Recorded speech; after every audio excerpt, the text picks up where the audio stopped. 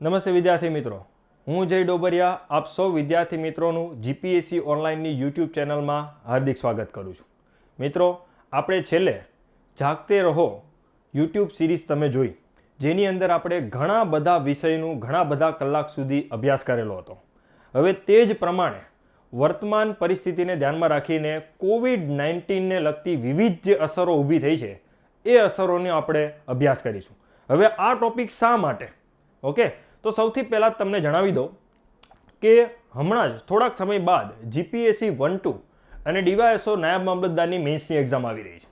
હવે આપણને ખબર જ છે કે 2020નું આખું વર્ષ કોવિડને લઈને આખું વર્ષ વીતી ગયું, કોવિડ-19ની મહામારીને લઈને વીતી ગયું, અને એને જ ધ્યાનમાં રાખીને આપણે જે અત્યારે હવે નવી સિરીઝ આવી રહી છે એનું નામ આપણે રાખેલું છે મહામારી. હવે આ મહામારી સિરીઝની અંદર શું હશે એના વિશેની માહિતી આપી દઉં. તો આ મહામારી સિરીઝની અંદર આપણે કોવિડ-19ના પરિણામે જે અલગ અલગ અસરો ઊભી થાય છે એ અસરોનો અભ્યાસ કરવાનો છે, અને એ પણ 1 by 1. જેવી રીતે કે કોવિડ-19ના પરિણામે પર્યાવરણ પર શું અસર થઈ, કોવિડ-19ના પરિણામે કયા પ્રકારની સામાજિક અસરો બદલાય અથવા તો ઊભી થઈ. સાથે આપણે એ પણ જોઈશું કે કોવિડ-19ના પરિણામે ભારતના અર્થતંત્ર ઉપર શું અસર થઈ. હવે તમને એ જણાવી દઉં કે મહામારી સિરીઝનો હેતુ એ જ છે કે આપણે જીપીએસસી ક્લાસ 1-2 અને ડીવાયએસઓ નાયબ મામલતદારની મેન્સની એક્ઝામની અંદર ઓબ્વિયસ છે કે કરંટને લગતા જ સવાલો પૂછાતા હોય છે, અને એટલા માટે મહામારી સિરીઝની અંદર આપણે કોવિડ-19ને લગતું 360 ડિગ્રી એનાલિસિસ કરવાનો પ્રયત્ન કરશું. કારણ કે એમાં એકાદો સવાલ તો કોવિડ-19 અને કોઈ પણ બીજી પ્રકારની એની જે અસરો છે એને લગતો પૂછાવાનો છે જ. તો હવે મિત્રો, અહીંયા સૌથી પહેલાં તમને આપણી એપ્લિકેશન વિશેની માહિતી આપી દો. તો મિત્રો, આપણી એપ્લિકેશનની અંદર 25 કરતાં વધારે વિષયો છે એનો સમાવેશ કરવામાં આવેલો છે, અને હજી નવા વિષયો છે હજી ઉમેરાતા જ જાય છે. સાથે બીજી એક માહિતી પણ આપી દો કે ગુજરાતમાં અત્યારે સૌથી વધારે રેકોર્ડેડ વિડીયો લેક્ચર્સ લગભગ જીપીએસસી ઓનલાઈન જ આપી રહ્યું છે, અને 1100+ કલાક આપણને જીપીએસસી ઓનલાઈનમાંથી મળી રહ્યા છે. સાથે ગુજરાતની સર્વશ્રેષ્ઠ ફેકલ્ટી ટીમ દ્વારા આની અંદર અભ્યાસ કરવામાં આવી રહ્યો છે. આ ઉપરાંત એની અંદર ઘણા બધા વિષયો જેમ કે અંગ્રેજી, ગુજરાતી, ગણિત, રીઝનિંગ, ભૂગોળ, અર્થશાસ્ત્ર, ઇતિહાસ એવા જે વિષયો છે એમાં બે અલગ અલગ ફેકલ્ટીઝ દ્વારા અભ્યાસ કરવામાં આવી રહ્યો છે. જેથી શું થાય કે એકાદી ફેકલ્ટીઝના બરોબર તમને કોઈ મુદ્દા નથી સમજાતા તો બીજી ફેકલ્ટીઝના મુદ્દા તમે સરળતાથી સમજી શકો છો. ઓબ્વિયસ છે કે અહીંયા લગભગ ક્યારેય એવું નહીં બને કે ફેકલ્ટીઝના મુદ્દા નહીં સમજાય, કારણ કે ફેકલ્ટીઝનું લેવલ પણ એ જ રીતનું હશે કે જે તમને એકદમ પસંદ આવે. બીજા નંબરમાં કે અહીંયા ડેઇલી બેઝ ઉપર 50 માર્કની ટેસ્ટ અને સમજૂતી એ પણ રેન્ક સાથે આપવામાં આવે છે. સાથે એપ્લિકેશન વાપરવામાં ખૂબ જ સરળ છે, કોઈ પણ પ્રકારનું કોમ્પ્લિકેશન નથી. તમે સિમ્પલ એપ્લિકેશન ઇન્સ્ટોલ કરીને સિમ્પલી એમાં કોઈ પણ સબ્જેક્ટ તમે પસંદ કરીને ગમે ત્યારે ગમે ત્યાંથી તમે વિડીયો લેક્ચર્સ જોઈ શકો છો. હવે આવીએ મેન આપણી મહામારી સિરીઝ ઉપર. તો મિત્રો, મહામારી સિરીઝની અંદર સૌથી પહેલાં તો આજે હું તમને કયા ટોપિકની ચર્ચા કરાવવાનો છું એ હું તમને જણાવી દઉં. તો આજે મહામારી સિરીઝની અંદર હું ચર્ચા કરાવવાનો છું પર્યાવરણ ઉપર, એટલે કે કોવિડ-19ના પરિણામે પર્યાવરણ ઉપર શું અસર થઈ એના વિશેના આખા સેશનનું આયોજન આપણે વર્તમાનમાં કરેલું છે. હવે અહીંયા જે વિદ્યાર્થી મિત્રો જીપીએસસી મેન્સ આપવાના હશે એ વિદ્યાર્થી મિત્રોને સારી રીતે ખબર હશે કે પેપરની અંદર સવાલ વર્તમાનને ધ્યાનમાં રાખીને આ જ રીતે પૂછાતા હોય છે કે કોવિડ-19ના પરિણામે પર્યાવરણની સાથે મીન્સ કે પર્યાવરણ પર શું અસરો થઈ. તો એ જ રીતના ટોપિક પૂછાતા હોય છે, અને એનો બેઠો ઉત્તર તમને અહીંયાથી મળી જાય. એ જ પ્રમાણે આખા લેક્ચરનું આપણે મહામારી સિરીઝની અંદર આયોજન કરેલું છે. તો ચલો આપણે શરૂઆત કરીએ કોવિડ-19ની પર્યાવરણ ઉપર શું અસર થઈ. મિત્રો, ચાલુ વર્ષે કોવિડ-19ની જે પરિસ્થિતિ છે એનાથી આપણે સારી રીતે વાકેફ જ છીએ. તો હવે જો આપણે જે આવનારી એક્ઝામ્સ છે એની અંદર મેન્સની અંદર કોવિડ-19ને લગતો કોઈને કોઈ એકાદો ટોપિક તો આપણે પૂછાવાની પૂરેપૂરી સંભાવના. તો એને ધ્યાનમાં રાખીને આપણે આજે પર્યાવરણ અને કોવિડ-19 આ બંનેના મુદ્દા છે ને આપણે કનેક્ટ કરવાનો પ્રયત્ન કરશું. તો એ મુદ્દાને કનેક્ટ કરવા માટે આપણે સૌથી પહેલાં કઈ વસ્તુનો અભ્યાસ કરશું? લોકડાઉન. ઓકે, કારણ કે પહેલી અસર પર્યાવરણ ઉપર શાની થઈ? લોકડાઉનની થઈ. કોવિડ-19ને તો થઈ જ હતી ભાઈ, બધાને ખબર જ છે, પણ લોકડાઉન દરમિયાન લોકોને ઘણા બધા પોઝિટિવ આસ્પેક્ટ્સ દેખાણા. પોઝિટિવ આસ્પેક્ટ એટલે કયા કયા? પ્રદૂષણ ઓછું થવું, બરોબર, શહેરોની અંદર પ્રાણીઓ આવી ગયા. તમે ઘણી બધી વખત ન્યૂઝપેપરમાં પણ તમે ડેઇલી બેઝ ઉપર વાંચતા થઈ ગયા કે ઘણા બધા શહેરોની આજુબાજુનો વિસ્તાર કે જ્યાં પ્રાણીઓ જોવા નહોતા મળતા એ વિસ્તારમાં પણ પ્રાણીઓ અને જીવજંતુઓ જોવા મળ્યા. ઓકે, અને આની સાથે બીજી ઘણી બધી વસ્તુ હતી, જેમ કે પ્રદૂષણ ઘટી ગયું, સ્વચ્છ હવા, નોઇઝ પોલ્યુશન, આ બધી વસ્તુ તમે ક્લિયર કટ ઓબ્ઝર્વ કરી. તો પહેલાં આપણે બેનિફિટ જોવાનો છે કે કોવિડ-19ના પરિણામે જે લોકડાઉન થયું તો એના પરિણામે પર્યાવરણને ફાયદો આપણને દેખાણો, પણ સાથે અમુક નુકસાન પણ દેખાણું. એટલે આપણે અહીંયા શું જોવાનું છે કે કોવિડ-19ની પર્યાવરણ ઉપર શું અસર થઈ, તો આપણે બંને તરફ વિચારવાનું છે. પોઝિટિવ પણ વિચારવાનું છે અને નેગેટિવ પણ જોવાનું છે. ઓકે, કે લોકડાઉનના પરિણામે નુકસાન કયું થયું અને ફાયદો પણ કયો થયો, બંને તરફ. કારણ કે આપણે સિવિલ સર્વન્ટ તરીકે જ્યારે પેપરની અંદર એક્ઝામમાં જ્યારે એસે લખતા હોઈએ કે કોવિડ-19ની લોકડાઉનના પરિણામે પર્યાવરણ પર અસરો જણાવો, તો આપણે એક બેલેન્સ નિબંધ લખવો પડે, એક સંતુલિત નિબંધ લખવો પડે. જો તમે એક બાજુ ખેંચાઈ જાઓ તો પછી તમને શું હોય કે પેપર ચેકર એવું માને કે ભાઈ આ વ્યક્તિ છે ને એને લોકડાઉન વધારે માફક આવી ગયું હતું એટલા માટે ફાયદા જ નકરા લખાવે છે. પણ આપણે બંને તરફ વિચારવાનું હોય. તો સૌથી પહેલાં આપણે એ જોવાનું છે લોકડાઉન અને પર્યાવરણ ઉપર શું અસર થઈ લોકડાઉનની. બીજી બાબત આપણે કઈ ઓબ્ઝર્વ કરશું કે વર્તમાનમાં જે ચાલુ વર્ષમાં લોકડાઉન અને બીજા ઘણા બધા કારણોના પરિણામે જળવાયુ પરિવર્તનના જે પણ આપણા આંતરરાષ્ટ્રીય અને રાષ્ટ્રીય ધોરણે પ્રયત્નો થવાના હતા એ પ્રયત્નો પર શું અસર થઈ એ પણ આપણે જોઈશું. એટલે કે આપણને સવાલ એ પણ પૂછાઈ શકે, જો અઘરો સવાલ પૂછવો હોય તો એ રીતનો પૂછે કે ચાલુ વર્ષે કોવિડ-19ના લોકડાઉનના પરિણામે પર્યાવરણ અથવા તો જળવાયુ પરિવર્તનને અટકાવવા માટે જે પણ પ્રયત્નો થતા હતા એમાં કયા પ્રકારનો બદલાવ અથવા તો કયા પ્રકારની સમસ્યાઓ અથવા તો તમને શું વસ્તુ ઓબ્ઝર્વ કરવા મળી એ રીતે રેન્ડમ તમને ટોપિક પૂછી શકે છે. ઓકે, જળવાયુ પરિવર્તન સામે લડવાના પ્રયત્નો અને સાથે કોવિડ-19નું લોકડાઉન. તો આપણે અહીંયા સૌથી પહેલા શરૂઆત કરીએ કોવિડ-19ની પર્યાવરણ તથા જળવાયુ પરિવર્તન વિરુદ્ધની લડતના પ્રયત્નો પર અસર. પણ એ અસર તો થોડીક વાર પછી જોઈશું. પહેલા આપણે એ વસ્તુ ઓબ્ઝર્વ કરવાની છે કે કોવિડ-19ના લોકડાઉનના પરિણામે પર્યાવરણ પર શું અસર થઈ. તો ભાઈ હકીકતમાં તમે જોવા જાઓ તો કોવિડ-19ની જે કટોકટી છે એ આબોહવા પરિવર્તન સામે લડવાની એક પ્રગતિ હતી ને એમાં ટર્નિંગ પોઈન્ટ સાબિત થઈ શકે છે. હવે ઘણા લોકોને એમ થાય ભાઈ આ કોવિડ-19નું લોકડાઉન અને જળવાયુ પરિવર્તનની જે લડવાની પ્રગતિ આ બંને વચ્ચે ટર્નિંગ પોઈન્ટ કઈ રીતે? ટર્નિંગ પોઈન્ટ એટલા માટે કહેવામાં આવે છે મિત્રો કે લોકડાઉન દરમિયાન આપણા જે ઘણા બધા રિસર્ચર્સ, એનજીઓ અને વૈજ્ઞાનિકો હતા એને એક વસ્તુ ઓબ્ઝર્વ કરવા મળી કે ભાઈ 1 થી 2 મહિનાનું જો માનવીય પ્રવૃત્તિ અટકી જાય અથવા તો માનવીય પ્રવૃત્તિ એટલે ટ્રાન્સપોર્ટેશન, બિઝનેસ, ઉદ્યોગો, એમિશન, ઉત્સર્જન, આ બધી વસ્તુ જો 1 મહિના માટે અટકી જાય ને ભાઈ તો ઘણા બધા પોઝિટિવ આસ્પેક્ટ જોવા મળ્યા. કયા પોઝિટિવ? મેં તમને અગાઉ કીધું એ જ પ્રમાણે કે વાતાવરણ, હવા છે સ્વચ્છ થઈ ગઈ. ઓકે, મીન્સ કે વન સંપત્તિ છે એમાં પણ ઘણો બધો સુધારો થયો. ઓકે, કુદરતી રીતે આમ જોવા જઈએ તો ભરપૂર બેનિફિટ્સ જોવા મળ્યા અને એટલા માટે જળવાયુ પરિવર્તન સામે લડવા માટે એટલી શીખ મળી ગઈ કે કોવિડ-19ના લોકડાઉન દરમિયાન જે આપણે ઉત્સર્જન ઉપર જે પૂરેપૂરો કાપ મૂકેલો હતો ને એવો કાપ મૂકીએ ને તો 100% આપણે ગ્લોબલ વોર્મિંગ જેવી સમસ્યાનો સમાધાન તો મેળવી શકીએ છીએ. એક પોઝિટિવ આસ્પેક્ટ આપણને એ જોવા મળ્યું અને એટલા માટે આ વસ્તુ એક ટર્નિંગ પોઈન્ટ સાબિત થઈ શકે કે હવે આપણે લોકડાઉનમાંથી એ શીખ મેળવવાની છે કે હકીકતમાં આપણે લોકડાઉન દરમિયાન જે ઉત્સર્જનમાં આપણે વૈશ્વિક ધોરણે જે કાપ મૂક્યો એનો ફાયદો થયો કે નુકસાન થયો. ઓકે, તો એ તમારે વિચારવાનું છે. પણ અત્યારે આપણે મેઇન ટોપિક ઉપર આવી જો કે કોવિડ-19ના પરિણામે કરવામાં આવેલું જે લોકડાઉન છે એની પર્યાવરણ ઉપર હકીકતમાં જોવા જાવ ને તો મિશ્રિત અસર થયેલી છે. કેવી? મિશ્રિત, મિક્સ. અમુક પ્રમાણમાં ફાયદો પણ થયો લોકડાઉનનો, અમુક પ્રમાણમાં નુકસાન પણ થયું. ફાયદો કઈ રીતનો થયો અને નુકસાન કઈ રીતનો, તો ચલો એ બધા ટોપિક આપણે 1 બાય 1 આપણે કવર અપ કરીશું.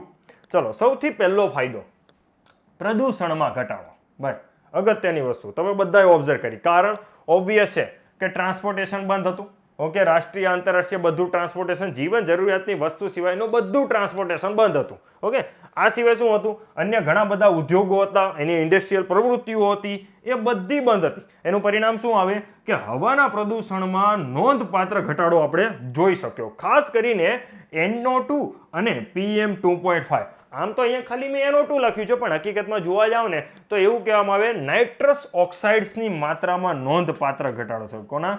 નાઇટ્રસ ઓક્સાઇડ્સ એટલે કે NOx.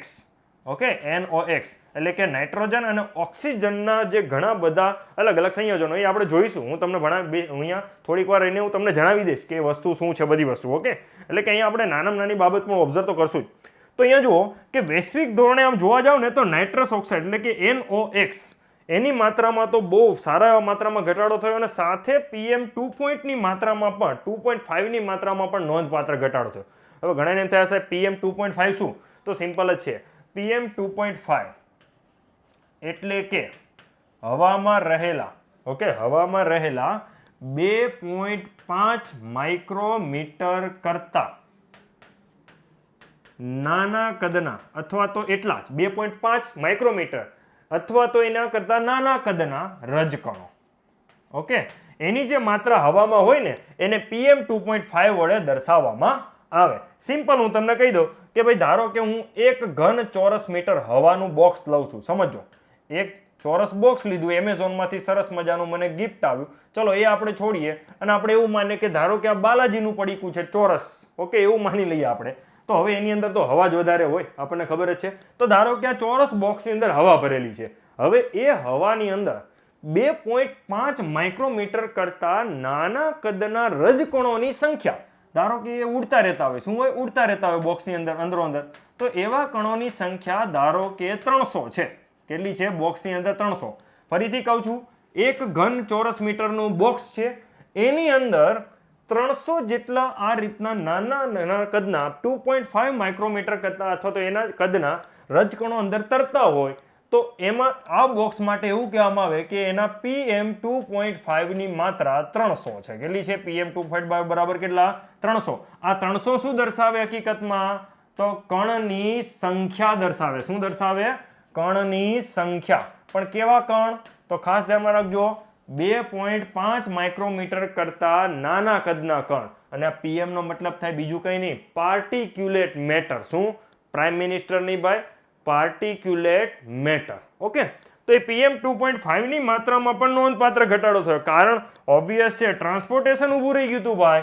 PM2.5 વધારે ક્યાંથી આવે? ખબર? Diesel exhaust. ઓબ્વિયસ છે, આપણે જે મોટા મોટા ટ્રક્સ ને બધું યુઝ થતું એ ડીઝલ, એના જે ડીઝલ એન્જિનમાંથી આવે, સાથે કોલસાના દહનના પરિણામે પણ આવે. ઓકે, આ સિવાય ઘણી બધી વસ્તુ છે એના દહન અને સાથોસાથ મીન્સ કે જે બાંધકામ પ્રવૃત્તિઓ થતી હોય તેમાં જે સિમેન્ટ ઉદ્યોગ છે, સિમેન્ટ ઉડાડતા હોય, તો એમાં પણ ઘણા બધા માત્રામાં 2.5 માઇક્રોમીટર કરતા નાના કદના કણો તમને જોવા મળે. તો અહીંયા PM2.5ની માત્રામાં પણ નોંધપાત્ર ઘટાડો થયેલો હતો.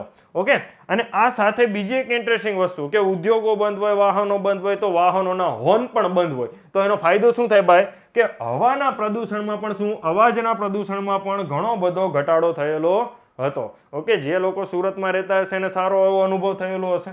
ઓકે, કે અવાજનું પ્રદૂષણ શું કહેવાય, અને લોકડાઉન દરમિયાન અવાજનું પ્રદૂષણ એકદમ ગાયબ થઈ ગયું હતું ભાઈ. હા, એવું લાગતું હતું ભાઈ સિટી સુનકાર. ચલો હવે જોઈએ કે સામાન્ય રીતે સરેરાશ એર ક્વોલિટી ઇન્ડેક્સ આપણા ભારતના શહેરો છે ને ભાઈ, એમાં તો ભયંકર જ હોય છે. ઓબ્વિયસ છે, એમાં વારાણસી છે, કાનપુર, ઓકે, લખનઉ. તો આ બધા જગ્યા તો એવા છે ભાઈ કે જ્યાં હવાનું પ્રદૂષણ ભૂકા કાઢી નાખે. અને એમાં પણ શિયાળાની ઋતુ આવે ને એટલે દિલ્હીવાળા, ઓકે, હા, દિલ્હીવાળાને તો શું હોય કે એક દિલ્હીવાળાના એડિટોરિયલ વાંચો તો તમને ખ્યાલ આવે. ધ હિન્દુના કે એના એડિટોરિયલ વાંચતા હો તો એમાં શિયાળાની ઋતુ હોય ને એટલે એમાં એકાદો ટોપિક હોય જ. કયો ટોપિક? કે ભાઈ દિલ્હીવાળા એક દિવસની અંદર 50 જેટલી સિગરેટ ફૂંકી નાખે એટલો ધુવાડો શ્વાસમાં લે છે. વિચાર કરો, 50 જેટલી સિગરેટ ફૂંકી નાખે એટલો ધુવાડો એક દિવસની અંદર. તો એ પ્રદૂષણની માત્રા એટલે કે એ એર ક્વોલિટી ઇન્ડેક્સ, ઓકે, એમાં પણ સારો એવો સુધારો થયો. એટલે કે આપણે જે શ્વાસમાં જે હવા લઈએ છીએ, ઓકે, તો એ નોર્મલી લોકડાઉન અગાઉના સમયમાં મોટા ભાગના શહેરો હતા ને એમાં નોર્મલી 300 થી 500ની આજુબાજુ હતું. અને આ ખરાબ પરિસ્થિતિ કહેવાય. 300 થી 500 એટલે બહુ ખરાબ કહેવાય. અમદાવાદ જેવા સિટીમાં પણ 300ની આજુબાજુ ઘણી વખત આંકડો દેખાય. અને એમાં સૌથી વધારે સમસ્યા ક્યારે આવે?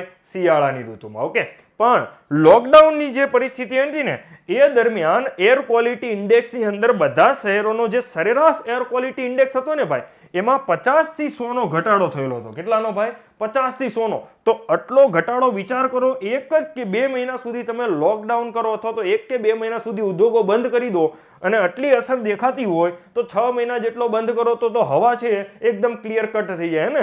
એવું ના હોય ભાઈ. ઓકે, એટલું બધું લોકડાઉન શક્ય પણ નથી. પણ અહીંયા વસ્તુ ઓબ્ઝર્વ કરવાની કે આ લોકડાઉનના પરિણામે તમે ને મેં બધા આ વસ્તુ ઓબ્ઝર્વ કરી. ઓકે, ચલો તો સૌથી પહેલા આપણે એ ફાયદો જોઈ લીધો કે હવાની ગુણવત્તામાં સુધારો, એર ક્વોલિટી ઇન્ડેક્સમાં પણ સુધારો થઈ ગયો. ચલો તમારા માટે એક સવાલ, એર ક્વોલિટી ઇન્ડેક્સ તપાસવા માટે અથવા તો એર ક્વોલિટી ઇન્ડેક્સ ચેક કરવા માટે ભારત સરકાર એક એપ્લિકેશન બહાર પાડેલી છે. કઈ એપ્લિકેશન કોઈ જણાવી શકે છે? કોઈને ખબર છે કઈ એપ્લિકેશન આવે? ઓકે, ચલો કહી દઉં છું ભાઈ, સફર એપ્લિકેશન. યાદ છે?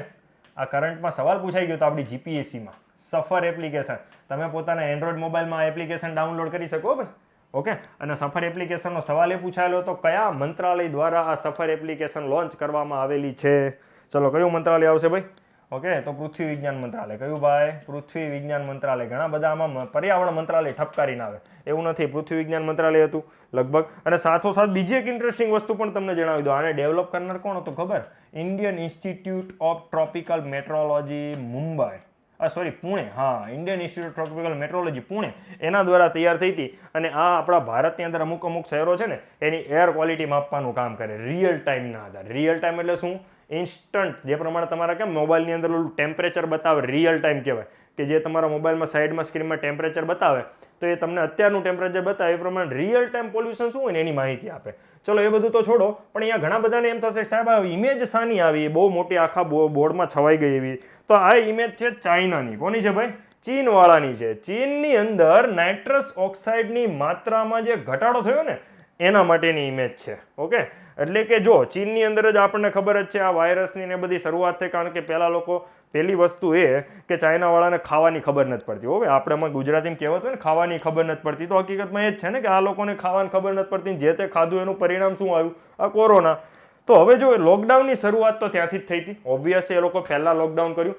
તો હકીકતમાં છે ને આ લોકડાઉન પહેલાની પરિસ્થિતિ છે. ક્યારની? આ તરફનું જે ફિગર તમને બતાવી, ચલો અહીંયા બે નામ આપી દો, આ છે એ અને આ છે બી. તો આ જે એ નંબરની ફિગર છે ને એ લોકડાઉન પહેલાની પરિસ્થિતિ છે. અને લોકડાઉન પહેલાની પરિસ્થિતિ જુઓ ને તો આ જે તમને લાલ અને પીળા રંગના જે ડાઘ દેખાય છે ને ભાઈ, એ નાઇટ્રસ ઓક્સાઇડના છે. કોના ભાઈ? નાઇટ્રસ ઓક્સાઇડના ઉત્સર્જનના છે.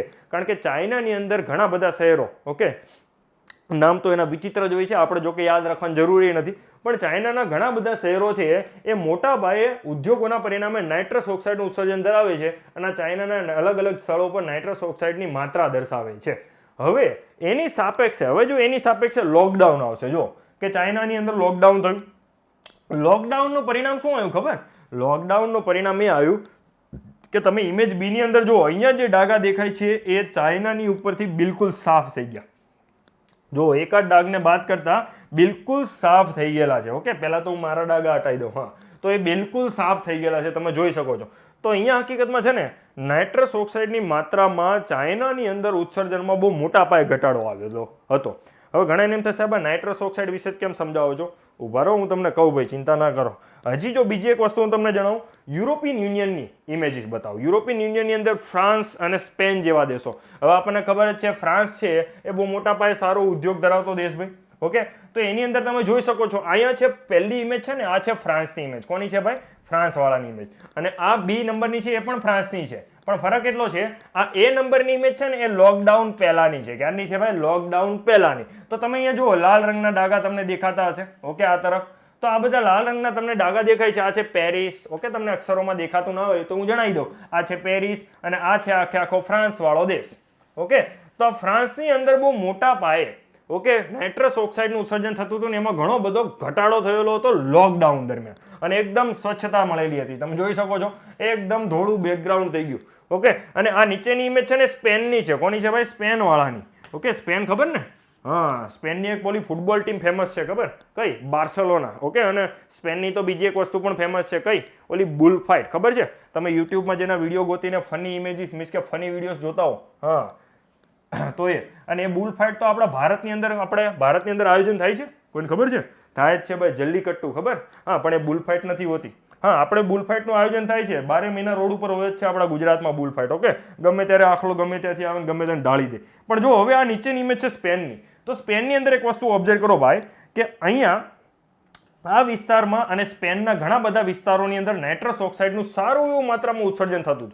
અને એની અંદર એટલે કે આ તમે ડાઘ જોવો છો એ ડાર્ક છે, જ્યારે બીજી તરફ આવે ને તો એ બિલકુલ સાફ થઈ જાય છે, ડાઘા એકદમ ઓછા. ઇમેજ ના દેખાતી હોય તો ચિંતા ના કરો, પણ એટલું વસ્તુ યાદ રાખો કે દુનિયાના ઘણા બધા દેશો, ખાસ કરીને યુરોપિયન યુનિયન, એના ફ્રાન્સ, સ્પેન, જર્મની આવા દેશો અને સાથે ચાઇના, તો આવા જે ઉદ્યોગ મીન્સ કે ઉદ્યોગોને મોટા પાયે ચલાવનારા જે દેશો છે ને એના નાઇટ્રસ ઓક્સાઇડના ઉત્સર્જનમાં તો દુનિયાએ મીન્સ કે અહીંયા દુનિયાએ ઓબ્ઝર્વેશન કરેલું હતું કે ભાઈ આ દેશો જ બરોબર બહુ મોટા પાયે નાઇટ્રસ ઓક્સાઇડનું ઉત્સર્જન કરે છે. એટલે એક રીતે તમે જોવા જાઓ ને મિત્રો, તો આવા અમુક દેશો હતા ને દુનિયાની સમક્ષ ખુલ્લા પડી ગયા. કઈ રીતે કે એ દેશો વૈશ્વિક ધોરણે એમ કહેતા હતા કે ભાઈ અમે એટલું બધું ઉત્સર્જન નથી કરતા, પણ લોકડાઉન દરમિયાન અને લોકડાઉન પછીની જે ઇમેજ મળી ને એનું કમ્પેરિઝન કર્યું તો ખબર પડી ગઈ કે ભાઈ હકીકતમાં આ લોકો જ ઉત્સર્જન કરતા હતા. હા, પણ આપણે જેને ચતુર હોય ને એને સમજાઈ જશે કે આ જે લોકડાઉન હતું ને એના પરિણામે ઘણા બધા લોકો ખુલ્લા પડી ગયા. કઈ રીતે કે ભાઈ અહીંયા કમ્પેરિઝન કરવાનો મોકો મળ્યો દુનિયાને. કયું કમ્પેરિઝન કરવાનો કે ભાઈ નોર્મલ દિવસોમાં કેટલું નાઇટ્રસ ઓક્સાઇડ હોય છે અને લોકડાઉન દરમિયાન કેટલું નાઇટ્રસ ઓક્સાઇડ. કારણ કે આની પહેલા તો આવું કોઈ દિવસ નહોતો નાઇટ્રસ ઓક્સાઇડ માપવા માટે કોઈ દેશને બંધ તો ન કરાય ને કે ભાઈ તમે બંધ કરી દો પછી આપણે સેટેલાઇટમાંથી ઇમેજ જોઈશું અને કમ્પેર કરશું કે ભાઈ શું થયું. પણ અત્યારે કમ્પેરિઝન થઈ ગયું લોકડાઉનના પરિણામે. એના પરિણામે ઘણા બધા દેશો છે ને એના ઉત્સર્જનની માત્રાનો આપણી આખી દુનિયાને ખ્યાલ આવી ગયેલો હતો. ઓકે, પણ એક વસ્તુ ઓબ્ઝર્વ કરવા જેવી કે ઘટાડો થયેલો હતો એ આપણે નોંધવાનો છે. ત્યારબાદ આપણે નેક્સ્ટ વસ્તુ ઉપર આવીએ. ભાઈ હું તમને નાઇટ્રસ ઓક્સાઇડ એટલા માટે કહેતો હતો કે આપણે થોડું ઘણું તો નાઇટ્રસ ઓક્સાઇડ વિશે જોવું જોઈએ, કારણ કે નાઇટ્રસ ઓક્સાઇડ બહુ ભયંકર વાયુ કહેવાય અને દુનિયાના ઘણા બધા દેશો એના ઉપર પ્રતિબંધ મૂકવાનો પ્રયત્ન કરી થતો, એનું ઉત્સર્જન ઘટાડવાનો પણ પ્રયત્ન કરે છે. તો જો નાઇટ્રસ ઓક્સાઇડની અંદર નાઇટ્રોજન અને ઓક્સિજનના અલગ અલગ માત્રામાં પરમાણુ જોડાય અને પછી જે સંયોજન બનાવે એને નાઇટ્રસ ઓક્સાઇડ કહેવાય. જેવી રીતે કે તમે જોઈ શકો છો NO, N2O.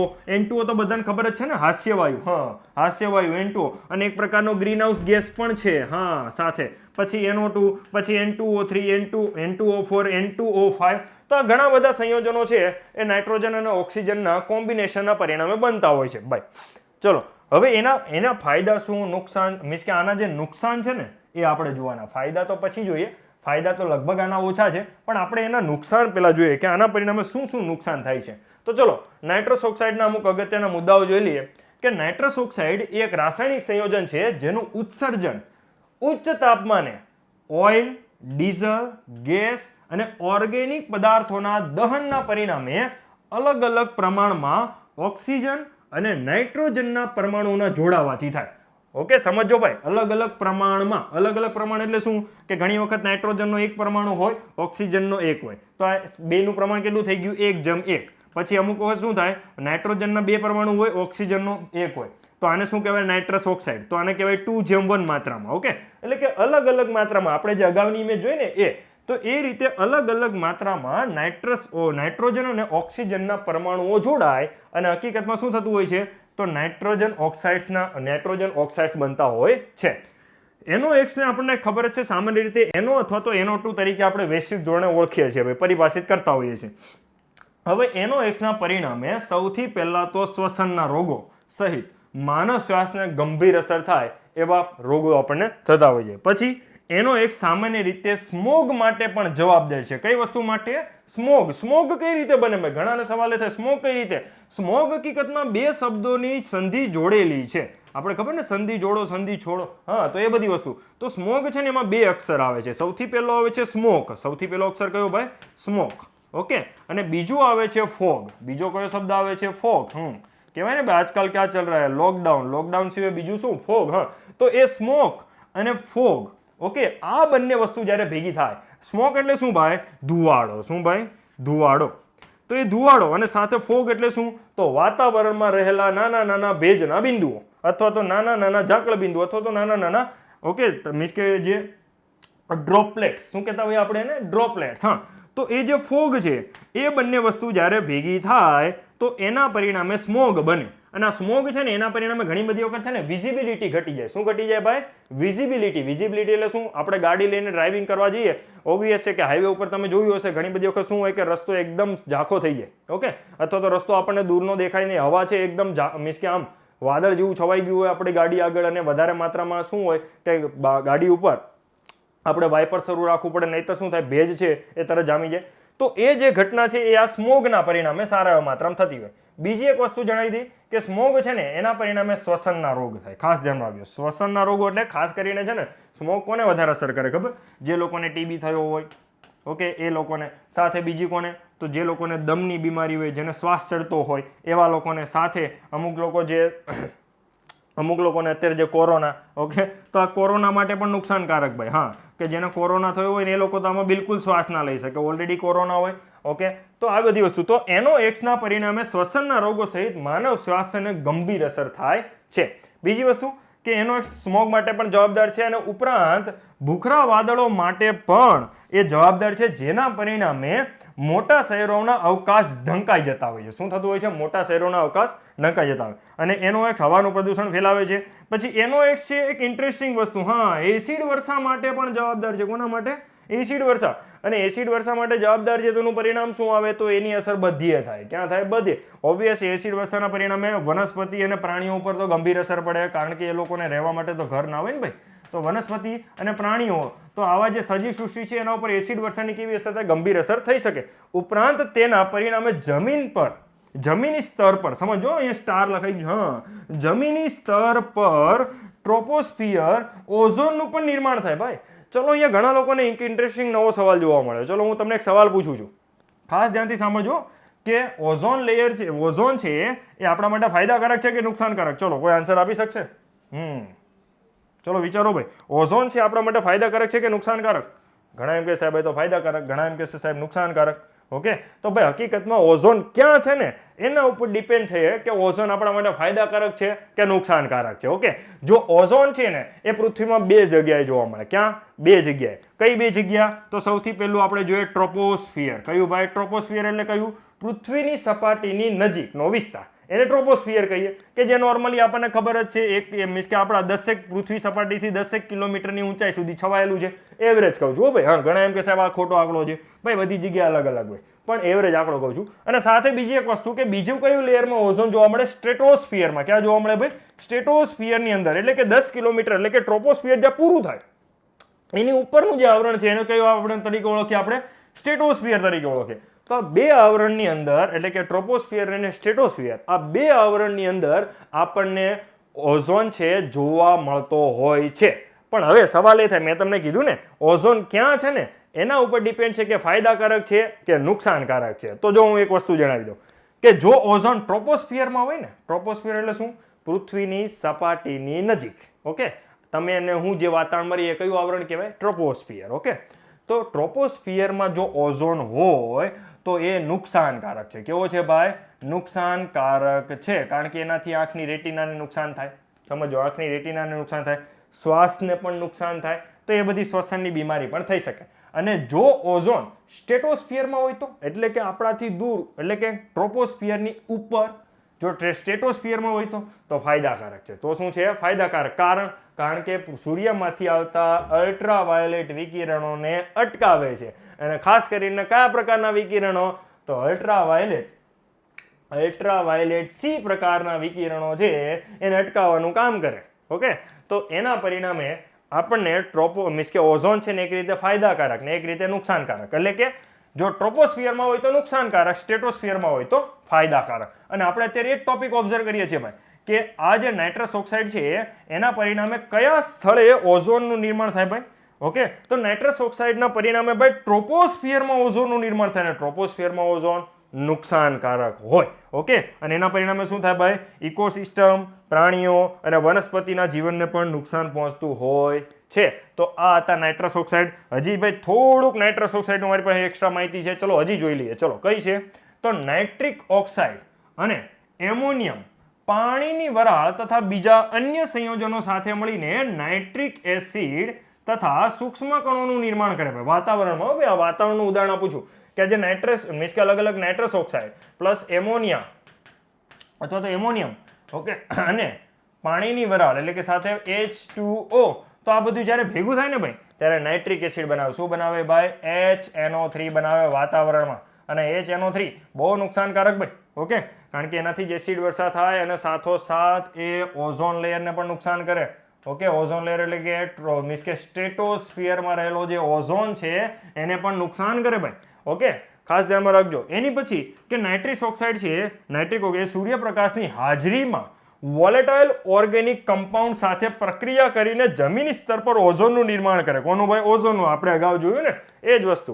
ઓકે, એ ખાસ ધ્યાન રાખજો. આપણે અગાઉ જોયું ઓકે કે જમીની સ્તર ઉપર ઓઝોનનું નિર્માણ એટલે કે ટ્રોપોસ્ફિયરમાં ઓઝોન બને એટલે નુકસાનકારક. પણ એ ઓઝોન બનાવવા માટે જવાબદાર કોણ? Nitric oxide. કારણ કે નાઇટ્રિક ઓક્સાઇડ છે ને એ ફોટોડિસોસિએશનની પ્રક્રિયા કરશે અને ઓક્સિજન પરમાણુ સાથે જોડાઈને ઓઝોન બનાવશે. ઓકે, એ રીતે. પણ એ બધી રાસાયણિક પ્રક્રિયા જોવાની નથી. આપણે તો એટલું જોવાનું નાઇટ્રિક ઓક્સાઇડના પરિણામે ઓઝોનનું નિર્માણ થાય જે આપણા માટે નુકસાનકારક છે. પછી નાઇટ્રિક ઓક્સાઇડ સરળતાથી અલગ અલગ પ્રકારના ઓર્ગેનિક સંયોજનો સાથે પ્રક્રિયા કરીને ઝેરી સંયોજનો પણ બનાવતા અમુક ઝેરી વાયુઓનું પણ નિર્માણ કરે જે હકીકતમાં આપણા માટે નુકસાનકારક. અને છેલ્લું કે નાઇટ્રિક ઓક્સાઇડનું ઉત્સર્જન ક્યાંથી થાય? તો એનું ઉત્સર્જન થાય અલગ અલગ પ્રકારના ઉર્જાના ઉત્પાદનની પ્રક્રિયા દરમિયાન, ટ્રાન્સપોર્ટેશન, શિપિંગ અને સાથોસાથ ઘણા બધા ઉદ્યોગોમાંથી એનું ઉત્સર્જન થતું હોય છે. તો ચલો હવે આપણે આગળ વધીએ. ઘણા બધા મિત્રોને એમ થશે સાહેબ તમે તો નાઇટ્રસ ઓક્સાઇડ ઉપર પીએચડી કરાવી દીધું. ભાઈ આ પીએચડી એટલા માટે કરાયું કે લોકડાઉન દરમિયાન આપણને ખ્યાલ આવ્યો કે નાઇટ્રસ ઓક્સાઇડ છે એનું ઉત્સર્જન ક્યાંથી થાય છે. જો એની માત્રા ઘટે તો ઘણો બધો ફાયદો એક સાથે થઈ શકે. હવાનું પ્રદૂષણ ઘટી જાય. ઓકે, અને એ પણ આપણને ક્યાંથી ખ્યાલ આવ્યો? સેટેલાઇટ ઇમેજીસના આધારે. અને એટલા માટે ભાઈ નાઇટ્રસ ઓક્સાઇડની બધી વસ્તુઓ મેં તમને અહીંયા લખેલી છે. હવે ત્યારબાદ આપણે આગળની સ્લાઇડ તરફ વધીએ. તો હવે આવે છે કાર્બનના ઉત્સર્જનમાં ઘટાડો. હવે કાર્બનના ઉત્સર્જનમાં ઘટાડાનો મુદ્દો આવે ને ભાઈ ચિંતા ના કરતા. હવે હું તમને અહીંયા પીએચડી નહીં કરાવું કારણ કે આ તો તમે બધા એન્વાયરમેન્ટમાં ભણતા જો. પણ અહીંયા આપણે ઓબ્ઝર્વ કરવાનું છે ભાઈ કે ટ્રાન્સપોર્ટેશન અને ઘણી ઔદ્યોગિક પ્રક્રિયાઓ ઊભી રહેવાના પરિણામે એપ્રિલ 2020માં ભાઈ એક અગત્યનો આંકડો મળે છે અહીંયા. એપ્રિલ 2020માં વૈશ્વિક કાર્બન ઉત્સર્જનમાં પ્રતિ દિવસ 17% ઘટાડો. કેટલાનો? પ્રતિ દિવસ 17% ઘટાડો. અને ભાઈ આ બહુ મોટો ઘટાડો કહેવાય. પ્રતિ દિવસ 17% ઘટાડો હોય ને એટલે આ બહુ મોટો ઘટાડો કહેવાય. એની પછી પરંતુ પાછો જે મે મહિનો આવ્યો ઓકે તો એમાં સૌથી વધારે સરેરાશ માસિક CO2 નું માત્રા 417.1 ppm હતું. ppm એટલે કે પાર્ટ્સ પર મિલિયન. ppm નો મતલબ શું થાય? પાર્ટ્સ પર મિલિયન. ચલો ઘણા બધા મિત્રોને થાય ppm શું છે? ચલો ppm નો એક ફંડા તમને સમજાવી દો કે ppm એટલે કે પાર્ટ્સ પર મિલિયન. Million, billion, trillion. ખબર ને? એ રીતનું આવે ને? Million, billion, trillion. ઓકે, આ રીતના 3 આંકડા આવે. હવે જો મિલિયન એટલે શું થશે? મિલિયન એટલે થશે 10⁶ ઘાત. બિલિયન એટલે શું થશે? 10⁹ ઘાત. ટ્રિલિયન એટલે શું થશે? 10⁻12 ઘાત. આપણા વડાપ્રધાન બોલતા હોય ખબર ને કે ભારતના અર્થતંત્રને આપણે $5 ટ્રિલિયન ઉપર પહોંચાડશું. એ $5 ટ્રિલિયન માં મીંડા કેટલા આવે કોઈ પૂછી લે તો વડાપ્રધાન પણ દાઢી ખંજવાળે. પણ આપણે જોવાનું હોય છે ભાઈ 5 ટ્રિલિયન હોય એમાં મીંડા કેટલા આવે? તો 5 ટ્રિલિયન એટલે કે 5 ગુણ્યા 10⁻12 ઘાત થાય. કેટલા? 10⁻12 ઘાત. હા, હવે ચલો અહીંયા મિલિયન છે. મિલિયન તો તમને એટલો તો ખ્યાલ આવી ગયો હશે ને કે મિલિયન એટલે શું થશે? 10⁶ ઘાત. કેટલી ભાઈ? મિલિયન એટલે શું થશે ભાઈ? 10⁶ ઘાત. ચલો હવે એક ઇન્ટરેસ્ટિંગ વસ્તુ આપણે ઓબ્ઝર્વ કરીએ કે ધારો કે અહીંયા 10⁶ ઘાતનો આપણે હું તમને ગણતરી સમજાવું. આ 417.1 એ શું છે? ચલો આપણે એક રાઉન્ડ ફિગર લઈએ. 417 આવી રાઉન્ડ ફિગર હું લઉં છું. Okay, 417 exact. હવે અહીંયા ધારો કે હું એક ચોરસ ડ્રો કરું છું. સમજો એક ચોરસ. હવે ચોરસના અંદર હું નાના ઘણા બધા ચોરસ કરું છું. કેટલા? ઘણી ઊભી લીટી પાડું છું પહેલા અને એની પછી એની અંદર આડી લીટી પાડું છું. ભાઈ ઘણી બધી. ઓકે, હવે અહીંયા જે નાના જે ચોરસ બોક્સ બન્યા ને એની અંદર ધારો કે હું હવે કંઈક વસ્તુ મીન્સ કે મૂકું છું. કઈ વસ્તુ મૂકું છું? ચલો કોઈ પણ તમે કહો એ પ્રમાણે. ચલો નાની આપણે લખોટીઓ મૂકીએ અહીંયા. તો આ બધાની અંદર એક બોક્સની અંદર એક લખોટી મૂકું છું અને મેં આની ગણતરી કરી ઓકે આખા ચોરસની. તો મને ખબર પડી કે ભાઈ ટોટલ આ જે આખું જે બોક્સ હતું, આ જે ચોરસ છે એની અંદર ટોટલ ચોરસની સંખ્યા હતી 10⁶ ઘાત. એટલે કે આ બોક્સ કેટલા છે ખબર? બોક્સ બન્યા ધારો કે 10⁶ ઘાત જેટલા. હવે 10⁶ ઘાત બોક્સમાં આ નાના જે બોક્સ છે એની અંદર ધારો કે મેં 617 બોક્સમાં લખોટીઓ ગોઠવી. કેટલી ભાઈ? 617 બોક્સમાં લખોટીઓ મેં ગોઠવી ટોટલ. તો આ બોક્સની અંદર લખોટીની માત્રા કેટલી થાય ને એવું પૂછે ને તો એનો મતલબ એ થાય કે ભાઈ 10⁶ ઘાત બોક્સ છે અને એ બોક્સની અંદર ખાલી 417 બરોબર બોક્સની અંદર લખોટીઓ મૂકવામાં આવેલી છે. તો આ માત્રાને કહેવામાં આવે 417 ppm. શું કહેવામાં આવે એને? 417 ppm. સમજાણું ભાઈ આખી વસ્તુ? હા, તો આ થઈ ગઈ ppm ની ગણતરી ભાઈ. ઓકે, ચલો હવે એની પછી ફરીથી આપણા મેઇન મુદ્દા ઉપર આવીએ કે વાતાવરણની અંદર સરેરાશ મીન્સ કે જે CO2 નું જે પ્રમાણ છે ને એ 417 ppm જેટલું નોંધાયેલું હતું. કેટલું? 417 ppm જેટલું. અને એ પાછું વધી જ ગયું, એટલે કે એપ્રિલ મહિનામાં ઘટ્યું પણ મે મહિનામાં પાછું વધી ગયું. શા માટે? એનું કારણ સિમ્પલ હતું ભાઈ કે આપણે એપ્રિલ મહિનામાં ઘટ્યું એનું કારણ એ હતું અગાઉની સાપેક્ષે 17% ઘટ્યું, પણ પાછું મે મહિનાની અંદર શું થશે કે વાતાવરણમાં જે CO2 અગાઉ આપણે છોડ્યો, એટલે કે જે એપ્રિલ મહિનો હતો એની પહેલા આપણે જે કાર્બન ડાયોક્સાઇડ વાતાવરણમાં છોડેલો હતો ભાઈ, એ તો એમનેમ જ હોય ને, એ ક્યાંય જવાનો જ છે નહીં. કારણ કે નોર્મલી કાર્બન ડાયોક્સાઇડ 100 વર્ષ જેટલો તો રહેતો જ હોય. તો એ કાર્બન ડાયોક્સાઇડ છે એ વાતાવરણમાં રહેવાનો છે અને એ ધીમે ધીમે ઘટશે ને, એક સાથે ના ઘટે. ઓકે, તો એના પરિણામે શું થયેલું હતું કે ભાઈ જે માસિક સરેરાશ CO2 નું પ્રમાણ મે મહિનાની અંદર 417 જેટલું નોંધાયેલું હતું. પણ એક વસ્તુનો આપણને ખ્યાલ આવી ગયો, કયો? કે એક મહિનાનું લોકડાઉન કરે તો પણ ઘણો બધો ઘટાડો થાય, ઘણો બધો ઘટાડો થઈ શકે. અને એનું મુખ્ય કારણ શું? તો અહીંયા વધારે મીન્સ કે અહીંયા હા કે CO2 નું પ્રમાણ 417.1 આપણને જે મે મહિના મળ્યું એનું મુખ્ય કારણ શું હતું? તેનું મુખ્ય કારણ હતું લોકડાઉનના અગાઉના સમયમાં છોડવામાં આવેલ CO2 હતો કે જે વાતાવરણમાં લાંબા સમય સુધી ટકી રહેલ છે ભાઈ. ઓકે, તો આ હતું CO2 ના ઉત્સર્જનમાં ઘટાડાનો મામલો.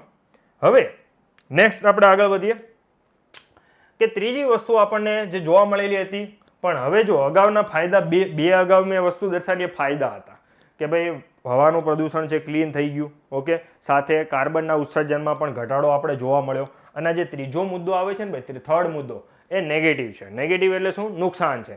કયું નુકસાન? કે વેસ્ટ મટીરિયલ અને પ્લાસ્ટિકના ઉપયોગમાં વધારો થયેલો હતો. ઓકે, લોકડાઉન દરમિયાન. હવે ઘણા ને સાહેબ આવું કેમ? એનું કારણ એ હતું કે દુનિયાની અંદર આખા દુનિયામાં લોકડાઉન થવાના પરિણામે મોટા પાયે લોકોએ શોપિંગ શરૂ કરી. ઓકે, અને શોપિંગની અંદર સિંગલ યુઝ પ્લાસ્ટિકનો ઉપયોગ ફરીથી વધી ગયો. સિંગલ યુઝ પ્લાસ્ટિકનો ઉપયોગ ફરીથી વધી ગયો. પરિણામ શું આવે કે પરિણામે પ્લાસ્ટિકના ઉપયોગમાં આખી દુનિયામાં વધારો થયો. અને વધારો એટલા માટે કે હવે લોકો પેકિંગ વસ્તુ ખરીદવા મળ્યા. કઈ વસ્તુ? પેકિંગ કરેલી વસ્તુ વધારે. અને એના પરિણામે પ્લાસ્ટિકનો ઉપયોગ વધારે થયો. સાથે બીજી એક ઘટના પણ થઈ કે ભાઈ પ્લાસ્ટિકનો ઉપયોગ તો વર્ષોથી કરતા હતા, પણ આ એક મહિનાની અંદર ચલો લોકડાઉન વાળા મહિનામાં લોકો વધારે શોપિંગ મોલમાં ગયા, ખરીદી કરી અને પ્લાસ્ટિકનો ઉપયોગ વધારી દીધો. પણ બીજી એક ઘટના પણ બને છે. કઈ? કે એ મહિના દરમિયાન, એટલે કે આપણું જે લોકડાઉન વાળા મહિના હતા ને દુનિયાની અંદર, એ સમયગાળા દરમિયાન જે પ્લાસ્ટિકનું રિસાયકલિંગ થવાના જે ઘણા બધા ઉદ્યોગો હતા ને ભાઈ, એ પ્લાસ્ટિકના રિસાયકલિંગ માટેના ઉદ્યોગો બંધ થયેલા હતા. અને એનું પરિણામ શું આવે કે પ્લાસ્ટિક તો લોકોએ ઉપયોગ વધાર્યો પણ રિસાયકલિંગ બિલકુલ નથી થતું. એટલે પરિણામ શું આવશે ખબર? કાર્બન ફૂટપ્રિન્ટમાં વધારો થઈ જશે. શામાં વધારો થઈ જશે? કાર્બન ફૂટપ્રિન્ટમાં વધારો થઈ જશે. ચલો હવે આપણે જોઈએ કે COVID-19ના પરિણામે પ્લાસ્ટિકના ઉપયોગમાં વધારો થયો હતો, જેનું મુખ્ય કારણ હતું COVID-19ના સમયગાળામાં જીવન જરૂરિયાતની વસ્તુઓ ખરીદવા માટે વધારે માત્રામાં પ્લાસ્ટિકનો ઉપયોગ. ઓકે, બધા આપણે જેને આપણે રસ અવર કહેતા હોય, હા, કે લોકો તૂટી પડેલા હતા. જેવી રીતે કે હમણાં થોડાક દિવસો પહેલા જ અત્યારે ફરીથી બ્રિટનની અંદર લોકડાઉનના ભણકારા વાગે છે. એનું પરિણામ શું આવ્યું કે બ્રિટનની અંદર પાછા બધા ફરીથી શોપિંગ મોલ હતા ને એની અંદર લોકો તૂટી પડ્યા છે ખરીદી કરવા માટે. હા, એની પછી કે આ ઉપરાંત બીજી ઘણી બધી વસ્તુઓ પણ બજારમાં નવી આવી. કઈ વસ્તુ? PPE કીટ આવી. ઓકે, હાથના મોજા, પછી માસ્ક, આ બધી વસ્તુ પેકિંગ કરીને આવે. એટલે કે તમે જોયું હશે આ બધી વસ્તુ ખુલ્લી ના આવે, આ બધી પેકિંગ થઈને આવે. એટલે કે પ્લાસ્ટિકના બેગમાં આ બધી વસ્તુ પેક થયેલી હોય. તો એ રીતે આ બધી વસ્તુઓ પણ નવી આવી. ઓકે, અને આ જે બધી વસ્તુઓ છે ને એની અંદર મોટા પાયે કાર્બોદિત વસ્તુઓ ઉપયોગ કરવામાં આવે, કે કાર્બોનિક વસ્તુઓ ઉપયોગ કરવામાં, એટલે કે કાર્બન સાથે સંકળાયેલી વસ્તુઓ છે ને એનો ઉપયોગ કરવામાં આવે છે. તમને બધાને ખબર છે કે રબરના મોજા, સાથોસાથ તમને ખબર હશે માસ્ક છે એ પણ એક પ્રકારનું સિન્થેટિક કાપડ. તો આ બધી વસ્તુઓના પરિણામે પણ એક રીતે કાર્બન ફૂટપ્રિન્ટમાં વધારો. સાથે બીજી વસ્તુ શું કે લોકડાઉન દરમિયાન લોકોએ ઈ કોમર્સનો ભરપૂર લાભ લીધો. ઓકે, એમેઝોનના શેરના ભાવ ભૂકા કાઢી નાખ્યા, ખબર ને? હા, ઈ કોમર્સનો લોકોએ ભરપૂર લાભ લીધો કારણ કે લગભગ બધું બંધ હતું, પણ ઈ કોમર્સ અમુક જગ્યાએ શરૂ હતું. પણ ઈ કોમર્સની ખામી શું કે તમારી ઘરે જે વસ્તુ આવે એ વસ્તુમાં એટલું બધું ગાઢ પેકિંગ કરેલું હોય, એટલે કે ખોખું હોય, એની અંદર પછી નાના નાના ઓલા શું હોય કે બીજી ઓલી દાણાવાળી જે ઓલી પ્લાસ્ટિકની કોથળી હોય જે તમે પેકિંગમાંથી બહાર નીકળે તે રોજ ફટાકડા ફોડવા માટે યુઝ કરો ના, તો એ આવે. એની પછી એની અંદર થર્મોકોલ. એક રીતે જોવા જાવ ને તો ઈ કોમર્સના પરિણામે જે પણ વસ્તુની ડિલિવરી થાય ને એના પેકિંગમાં કાર્બોદિત કચરો વધી જાય, વેસ્ટ મટીરિયલ છે ને બહુ ભરપૂર હોય. ઓકે, તો એના પરિણામે પણ મોટા પાયે ઈ કોમર્સના પરિણામે વેસ્ટ મટીરિયલમાં પણ વધારો થયેલો હતો, જેના પરિણામે શું થયેલું હતું, કાર્બન ફૂટપ્રિન્ટમાં પણ નોંધપાત્ર વધારો થયો. મેં તમને કીધું એ પ્રમાણે ઓકે કે એનું મેઇન રીઝન એ છે કે રિસાયકલિંગ બંધ છે. અને હવે તો એનું પરિણામ એ આવ્યું ભાઈ કે જાન્યુઆરી મીન્સ કે આમ ગણો તો ડિસેમ્બર મહિનાની અંદર આખી દુનિયાની અંદર લગભગ બધી વસ્તુ ડિક્લેર થઈ ગઈ. ભાઈ COVID-19ની પરિસ્થિતિ થઈ ગઈ છે, આપણે તેમ છતાં પણ ઓલા ટ્રમ્પની વાટ જોતા હતા, તો એ આપણી ભૂલ કહેવાય. પણ મેઇન વસ્તુ ઓબ્ઝર્વ કરવાની એ કે હવે ધીમે ધીમે એ જે આપણો બધો કચરો રિસાયકલ નથી થતો એ નદીઓ દ્વારા સમુદ્રમાં પહોંચે છે. ક્યાં પહોંચે છે ભાઈ? સમુદ્રમાં. આ એક ફોટો છે અમેરિકાના દરિયા કિનારેથી. ઓકે, એવું નથી કે આપણા ભારતવાળા જ ખાલી દરિયા કિનારે કચરો નાખે છે. ઓકે, અહીંયા સમુદ્ર કિનારે પણ ઘણો બધો કચરો અમેરિકાવાળા ઠાલવે છે નદી દ્વારા. અને તમે જુઓ હવે અત્યાર સુધી તો અભિયાન કયા ચલાવવામાં આવતા હતા કે સમુદ્રને પ્લાસ્ટિક મુક્ત કરવામાં આવે. હવે આપણે એની અંદર એક નવું અભિયાન ચલાવવું પડે. પ્લાસ્ટિક મુક્ત કરવામાં આવે, સાથે માસ્ક અને પીપીઈ કિટ મુક્ત પણ કરવામાં આવે. આવા અભિયાન પણ આપણે ચલાવવા પડશે, બરોબર. અને હકીકતમાં બહુ મોટા પાયે આપણે ખર્ચો ભોગવવાનો આવશે આપણે. તો હવે અહીંયા આપણે વેસ્ટ મટીરિયલ વિશે જોઈ લીધું. પણ હા, તમને એક નવો શબ્દ અહીંયા તમને જાણવા મળવો જોઈએ, કયો? ફૂટપ્રિન્ટ. ઓકે, ફૂટપ્રિન્ટમાં વધારો થયો. ચલો આપણે ફૂટપ્રિન્ટ વિશેની એક નાની અમથી ડેફિનેશન જોઈ લઈએ, જેથી ઘણા બધા મિત્રો છે ને એને ફૂટપ્રિન્ટનો બેઝિક ફંડા ક્લિયર થઈ જાય. ચલો, ફૂટપ્રિન્ટ એટલે શું? તો કાર્બન ફૂટપ્રિન્ટ એ વ્યક્તિગત, ઘટના, સંગઠન, સેવા અથવા તો ઉત્પાદન દ્વારા થતું કુલ ગ્રીનહાઉસ ગેસનું ઉત્સર્જન. હવે ઘણા એને એમ થાય, સાહેબ તમે તો આગળ વસ્તુની વાત કરતા હતા અને આમાં કેમ પછી પાછું ગ્રીનહાઉસ ગેસ લખી દીધું?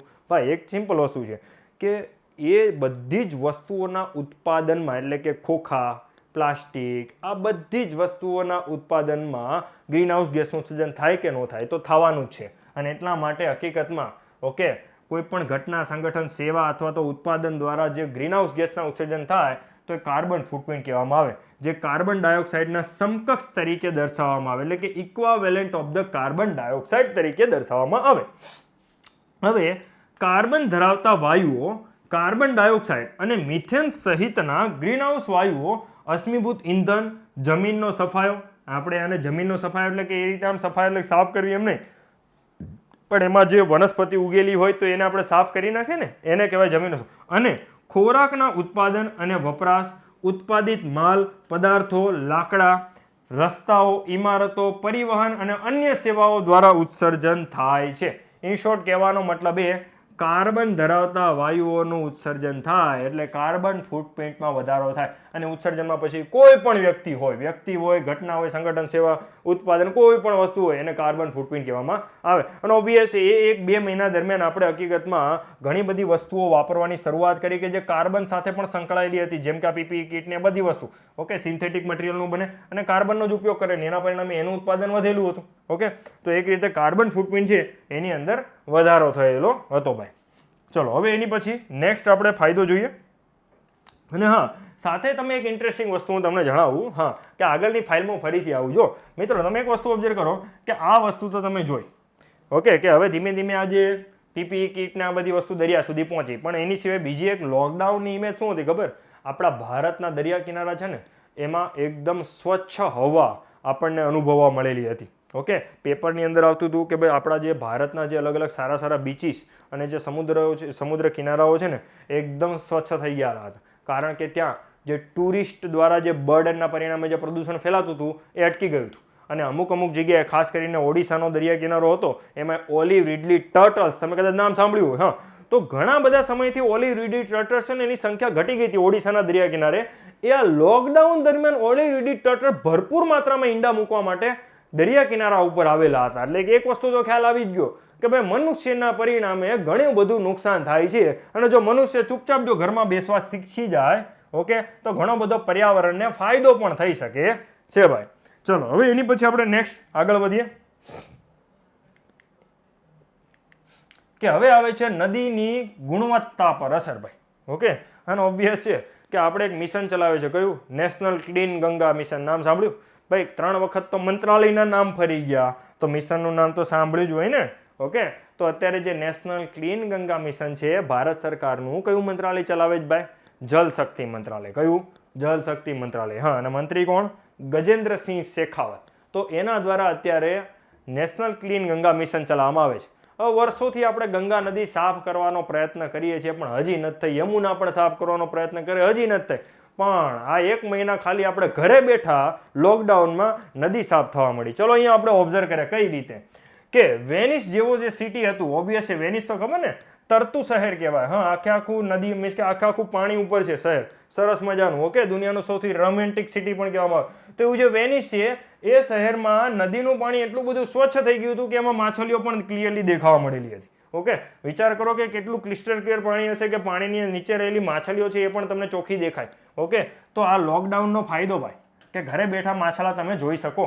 ઓકે, અને આપણી સરકાર છે એ માછલા ધોવે છે. ચલો હવે એની પછી સમજાય અને ઠીક છે. હવે એની પછી આગળ વધીએ કે વિવિધ રિપોર્ટ અને અહેવાલના આધારે આપણને એટલી ખબર પડેલી હતી કે પાણીના પ્રદૂષણની સમસ્યા કાયમી રહે. મીન્સ કે અહીંયા વિવિધ અહેવાલોના આધારે માહિતી પાત્ર થાય છે કે જેમાં પાણીના પ્રદૂષણની સમસ્યા કાયમી રહે છે. એવી કઈ કઈ નદીઓ ભાઈ ભારતની? ગંગા, યમુના, સતલજ. આ બધા નદીના પાણીની ગુણવત્તામાં સુધારો થયો. વિચાર કરો, આપણે નદીને શુદ્ધ કરવા માટે અબજો કરોડો રૂપિયાનું ફંડિંગ આપીએ છીએ, બજેટમાં વાતો કરીએ છીએ મોટી મોટી. ઓકે, કાર્યક્રમો ચલાવીએ છીએ, નવું કરીએ છીએ, પણ ઘણું બધું કરવા કરતાં ના કરો તો પણ ફાયદો થાય એ લોકડાઉને શીખવાડી દીધું. ઓકે, તો તમે જોઈ શકો છો ગંગા, યમુના, સતલજ જેવી નદી છે એને પાણીની ગુણવત્તામાં સુધારો થયેલો હતો. અને તમને તો પેપરમાં ફોટા પણ જોયેલા હતા, ખબર છે? હરિદ્વારના જે ફોટા આવેલા હતા પેપરની અંદર. તો ગંગા નદીની અંદર ડિસોલ્વ ઓક્સિજનના સ્તરમાં 8 ppm જેટલો વધી ગયો ભાઈ. ડિસોલ્વ ઓક્સિજનની માત્રા ગંગા નદીમાં 8 ppm જેટલી વધી. એટલે નોંધપાત્ર વસ્તુ કહેવાય, આંખે ચડવી જ જોઈએ. ઓકે, હા, અને એની સાપેક્ષે BOD એટલે કે biochemical oxygen demand. Okay, means કે બાયોકેમિકલ ઓક્સિજન ડિમાન્ડ છે એના લેવલમાં 3 ppm નો ઘટાડો થયેલો હતો. કેટલાનો? 3 ppm નો ઘટાડો થયેલો હતો. હવે ઘણા બધા મિત્રો સાહેબ આ PPT, હવે આ BOD અને DO તમે શું નવું લાવ્યા? તો ભાઈ હમણાં હું તમને સમજાવું છું કે ડિસોલ્વ ઓક્સિજન એટલે શું અને બાયોકેમિકલ ઓક્સિજન ડિમાન્ડ એટલે શું. આ બંને વસ્તુ આપણે સમજીએ. ઓકે, પણ એની પહેલા સ્ટેટમેન્ટ આપણે પૂરું કરી લઈએ એટલે પાછું આપણે અહીંયા ના આવું. ચલો અહીંયા જોઈએ કે આપણું જે central pollution control board, CPCB, ખબર ને? સેન્ટ્રલ પોલ્યુશન કંટ્રોલ બોર્ડ, કે જે આપણા આખા દેશની અંદર પર્યાવરણ મીન્સ કે પ્રદૂષણ વિશેના નીતિ નિયમો બનાવવાનું કામ કરતી એક અગત્યની વૈધાનિક સંસ્થા છે. કેવી ભાઈ? વૈધાનિક એટલે કેવી? કાયદા દ્વારા બનેલી. ઓકે, કાયદા દ્વારા બનેલી સંસ્થા છે. તો અહીંયા જે સેન્ટ્રલ પોલ્યુશન કંટ્રોલ દ્વારા સ્થાપિત કરાયેલા ગંગા નદીની અંદર 36 જેટલા મોનિટરિંગ યુનિટ છે. એટલે કે ગંગા નદીનું પાણી છે ને એની ગુણવત્તા ચેકિંગ કરવા માટે સેન્ટ્રલ પોલ્યુશન કંટ્રોલ બોર્ડ છે એણે 36 જેટલા સેન્સર્સ અલગ અલગ જગ્યાએ અથવા તો મોનિટરિંગ યુનિટ ઊભા કરેલા હતા. અને એમાં 27 જેટલા મોનિટરિંગ યુનિટ હતા ને ભાઈ, એણે ગંગા નદીના પાણીને વન્યજીવ અને માછલીઓની જરૂરિયાત મુજબનું પાણીની ગુણવત્તાની નોંધણી કરેલી. એટલે કે આ 27 જેટલા મોનિટરિંગ યુનિટે શું દર્શાવેલ હતું ખબર? કે ભાઈ ગંગા નદીનું પાણી છે ને એ 27 જગ્યાએ વન્યજીવ અને માછલીઓના ઉછેર માટે એકદમ પરફેક્ટ બની ગયેલું છે. વિચાર કરો, આ પોઝિટિવ મીન્સ કે પોઝિટિવ આસ્પેક્ટ કહેવાય. અને સંશોધન દરમિયાન આપણને એ પણ જાણવા મળ્યું કે ગંગા નદીની સેલ્ફ ક્લિન્સિંગ પ્રોપર્ટી એટલે શું ખબર? પોતાને જાતે સ્વચ્છ કરવાની ક્ષમતા. ઓકે, ઓબ્વિયસ છે જે પ્રમાણે તમને પોતાને રોગ થયો હોય તો તમારી થોડી ઘણી તો રોગ પ્રતિકારક શક્તિ હોય ને. નાની અમથી શરદી થઈ હોય તમને તો નો ડાઉટ હવે તો દવા લઈ જ લે છે લોકો. પહેલા દવા નહોતા લેતા. શું કરતા હતા? શરદી થઈ હોય તો એમ કે ભાઈ થઈ જશે સારું, અને થઈ પણ જતું હતું. હવે લોકો નથી લેતા, કારણ ઓબ્વિયસ છે શરદી થઈ હોય તો હવે તો દવા લે જ છે. શા માટે? કોરોનાની અસર હોય કે ના હોય એના માટે. પણ એક વસ્તુ છે, તમારા શરીરમાં થોડી ઘણી તો પોતાને જાતે હીલ અથવા તો રિપેર અથવા તો પોતાને શું હોય સ્વસ્થ કરવાની ક્ષમતા હોય જ. તો એ પ્રમાણે નદીઓ હોય ને ભાઈ, એ નદીઓની પાસે પણ સેલ્ફ ક્લિન્સિંગ પ્રોપર્ટી હોય. ઓકે, કે એની અંદર કઈ રીતે અસર થાય કે જો એ નદીની અંદર પાણીની માત્રા વધે, એમાં જો પ્રદૂષણ ના ઠાલવવામાં આવે, ઓકે, તો એ નદી છે ને એ પોતાની મીન્સ કે પોતાની જૈવિક ક્ષમતા કહેવાય, એક રીતે જોવા જાવ તો એ નદીની અંદર રહેલા બેક્ટેરિયા અને સાથોસાથ બીજા ઘણા બધા બરોબર વનસ્પતિ ને એ બધી વસ્તુ, તો એ બધી વસ્તુ છે ને એ પોતાની નદીનું જે પાણી હોય ને એને ઓટોમેટિકલી ફરીથી સ્વચ્છ કરી શકે. તો એ સેલ્ફ ક્લિન્સિંગ પ્રોપર્ટી, તો એક સેલ્ફ ક્લિન્સિંગ પ્રોપર્ટી છે ને એમાં 40 થી 50% સુધારો, ભાઈ 40 થી 50% સુધારો થયેલો હતો. એટલે વિચાર કરો, આપણા નેતાઓ જે ગંગા નદીને શુદ્ધ કરવા માટે અબજો કરોડોનું ફંડિંગ કરે છે, એને બીજું કંઈ નથી કરવાનું, એને ખાલી લોકડાઉન કરવાનું. શું ભાઈ? લોકડાઉન એટલે ગંગા નદી સાફ. એવું નથી ભાઈ, હકીકતમાં પ્રોબ્લેમ મીન્સ કે થયેલું શું હતું એ હું તમને કહું. લોકડાઉન દરમિયાન છે ને ગંગા નદી જે શહેરોમાંથી પસાર થાય છે એવા લખનઉ, કાનપુર, ઓકે, તો આવા જે શહેરો હતા ને એ શહેરોના ઉદ્યોગો બંધ હતા. શું હતા? એ શહેરોના ઉદ્યોગો બંધ હતા. અને એમાં ચામડાના ઉદ્યોગો પણ બંધ હતા, કારણ કે આ ચામડાના ઉદ્યોગો છે ને ભાઈ એ સૌથી વધારે પ્રદૂષિત પાણી ગંગા નદીની અંદર ઠાલવે છે. તો આવા ઘણા બધા ડાઇંગ બિઝનેસ, કાનપુરની અંદર સાડીઓના ડાઇંગ બિઝનેસ, ચામડાના ઉદ્યોગો અને બીજા ઘણા બધા પ્લાસ્ટિક ઉદ્યોગો, તો આવા ઉદ્યોગો જે ગંગા નદીના કિનારાની આજુબાજુના શહેરોમાં ચાલતા હતા ને બંધ થયેલા હતા. એટલે પરિણામ શું આવ્યું કે કોઈ પણ પ્રકારનું પ્રદૂષણ નદીમાં ઠલવાતું હતું નહીં, અને ઓટોમેટિકલી ગંગા નદી છે ને એ સેલ્ફ ક્લિન્સિંગ પ્રોપર્ટીના પરિણામે ઓટોમેટિક પોતાને હીલ કરવાનું શરૂ કર્યું. ઓકે, અને કોઈ પણ પ્રકારની માનવીય ઇન્ટરફરન્સ વગર એના પાણીની અંદર ડિસોલ્વ ઓક્સિજન અને બીઓડીમાં નોંધપાત્ર સુધારો થયેલો હતો. ચલો મિત્રો, હવે આપણે બીઓડી અને ડીઓ એટલે કે ડિસોલ્વ ઓક્સિજન અને બીઓડી આનો થોડોક આપણે ફંડા ક્લિયર કરી નાખીએ, કારણ કે એ મુદ્દો ચર્ચામાં રહેશે જ, કારણ કે ઓલરેડી પહેલા પણ હતો.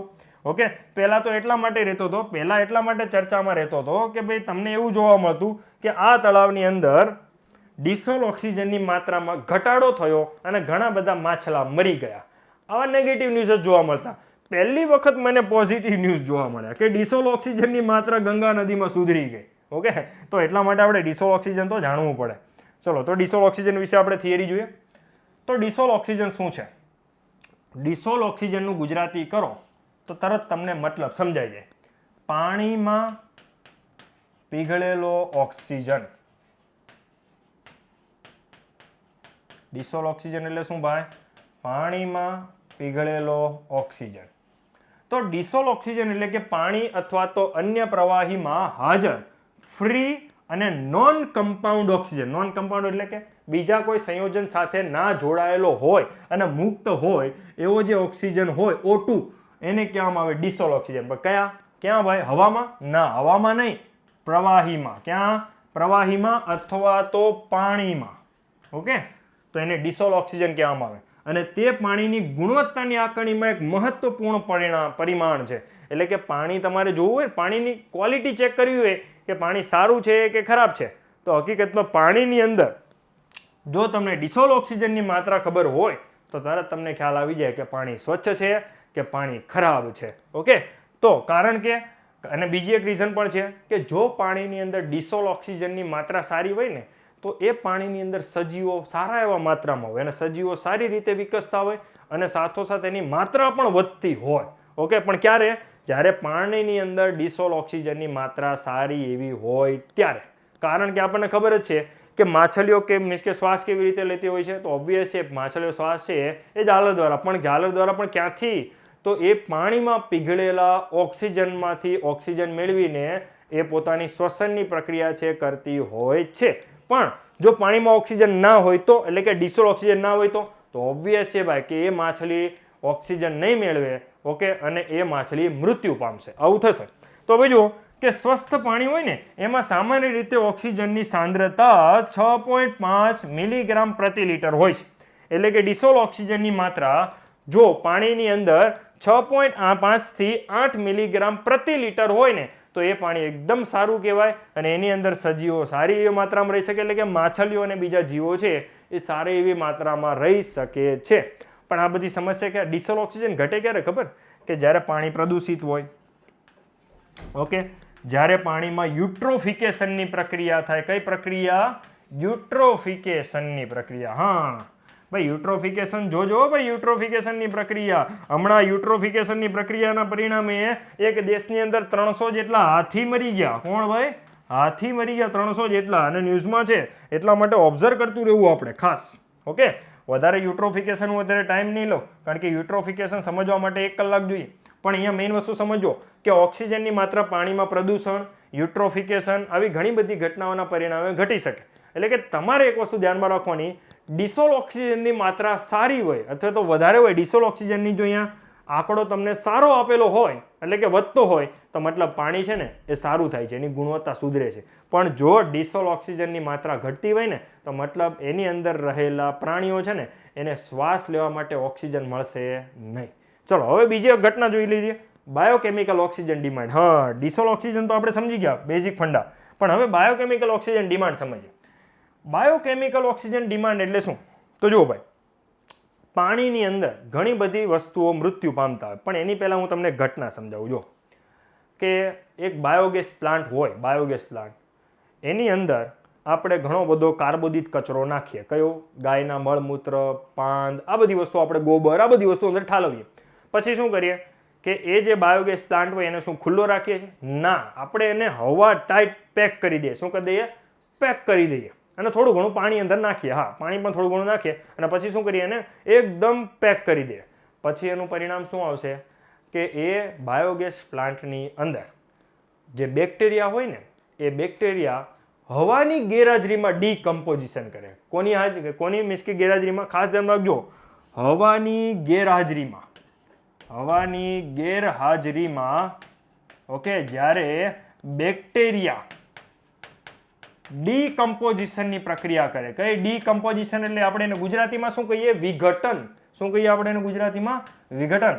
અથવા તો આપણે એને શું કહીએ? સડવાની પ્રક્રિયા. એટલે કે કોઈ પણ વસ્તુ હોય એની સડવાની, કાર્બોદિત વસ્તુ હોય એને સડવાની પ્રક્રિયાનું વિઘટન કહેવાય.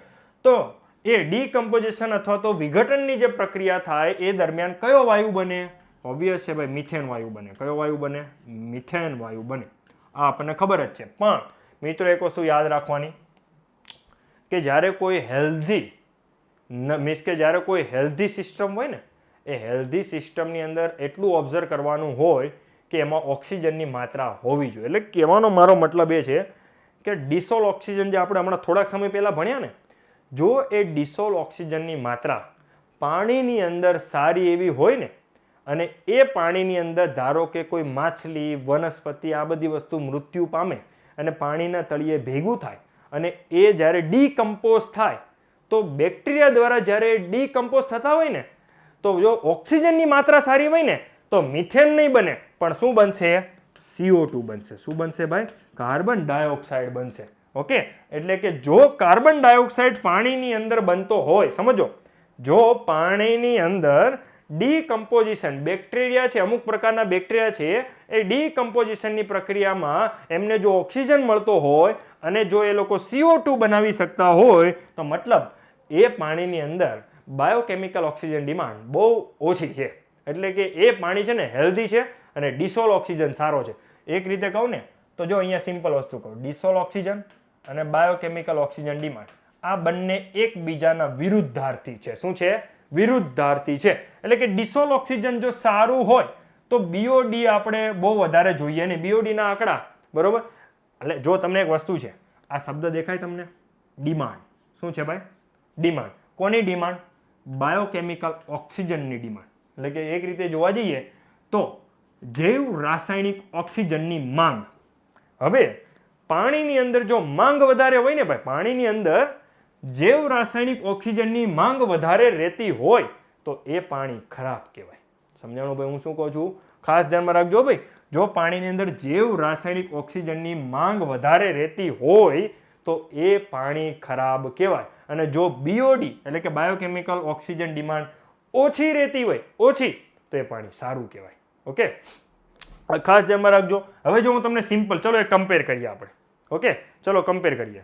કમ્પેરિઝનમાં આપણે ઉદાહરણ લઈએ. એક તરફ લઈએ માછલી અને બીજી તરફ આપણે લઈએ બેક્ટેરિયા. હવે જો પાણીની અંદર ઓક્સિજનની માંગ વધારે હોય તો બે લોકો મીન્સ કે બે ગ્રાહક છે. કયા બે ગ્રાહક છે? એક તરફ છે માછલી, બીજી તરફ છે બેક્ટેરિયા. જો બેક્ટેરિયાને ઓક્સિજન ઓછો મળતો હોય તો એ મિથેન બનાવશે, ઓબ્વિયસ છે. અને જો પાણીને માછલીને જો ઓછા માત્રામાં ઓક્સિજન મળશે તો એ મૃત્યુ પામશે. એક રીતે જોઈએ ને તો બંને તરફ શું છે? નુકસાન છે. બંને તરફ શું? નુકસાન. અને એટલા માટે પાણીની અંદર ઓક્સિજન છે ને એ સફિશિયન્ટ એટલે કે જરૂરી માત્રામાં હોવો જ જોઈએ. જો ના હોય ને તો આ બીઓડી છે ને એના આંકડા વધારે દર્શાવવામાં આવે. કયા દર્શાવવામાં આવે? વધારે. જો એક હું તમને ઉદાહરણ સમજાવું કે પહેલાં તો પાણીના અંદર ઓક્સિજન ઘટી ગયો હોય, પાણીની અંદર ઓક્સિજન ઘટી જાય તો તરત જ સૌથી પહેલી અસર કોના ઉપર થાય ખબર? માછલીઓ ઉપર. માછલીઓ શું થશે? તરત જ મૃત્યુ પામવા માંગશે. માછલીઓ તરત જ મૃત્યુ પામવા લાગશે. બીજી વસ્તુ શું થશે કે હવે અન્ય પાણીની અંદર ઓક્સિજનની માત્રા ઘટી ગઈ છે તો હવે જે બેક્ટેરિયા હશે ને, પાણીની અંદર રહેલા જે બેક્ટેરિયા છે ને, એ બેક્ટેરિયા આ માછલી અને બીજા જે કચરો હોય એનું ડીકમ્પોઝિશન શું કરતી હોય? બેક્ટેરિયા શું કરતા હોય? ડીકમ્પોઝિશન. પણ આ બેક્ટેરિયા છે ને એને જો ઓક્સિજન યોગ્ય માત્રામાં નથી મળવાનો, ઓબ્વિયસ ઓક્સિજનની ઘટ છે તો એ પાણીની અંદર CO2ના બદલે શું બનાવવાની શરૂઆત કરી દે ભાઈ? મિથેન બનાવવાની શરૂઆત કરી દે. કઈ વસ્તુ બનાવવાની શરૂઆત કરે? મિથેન. અને એટલા માટે યાદ રાખજો કે પાણીની અંદર, પાણી ક્યારે હેલ્ધી કહેવાય ખબર?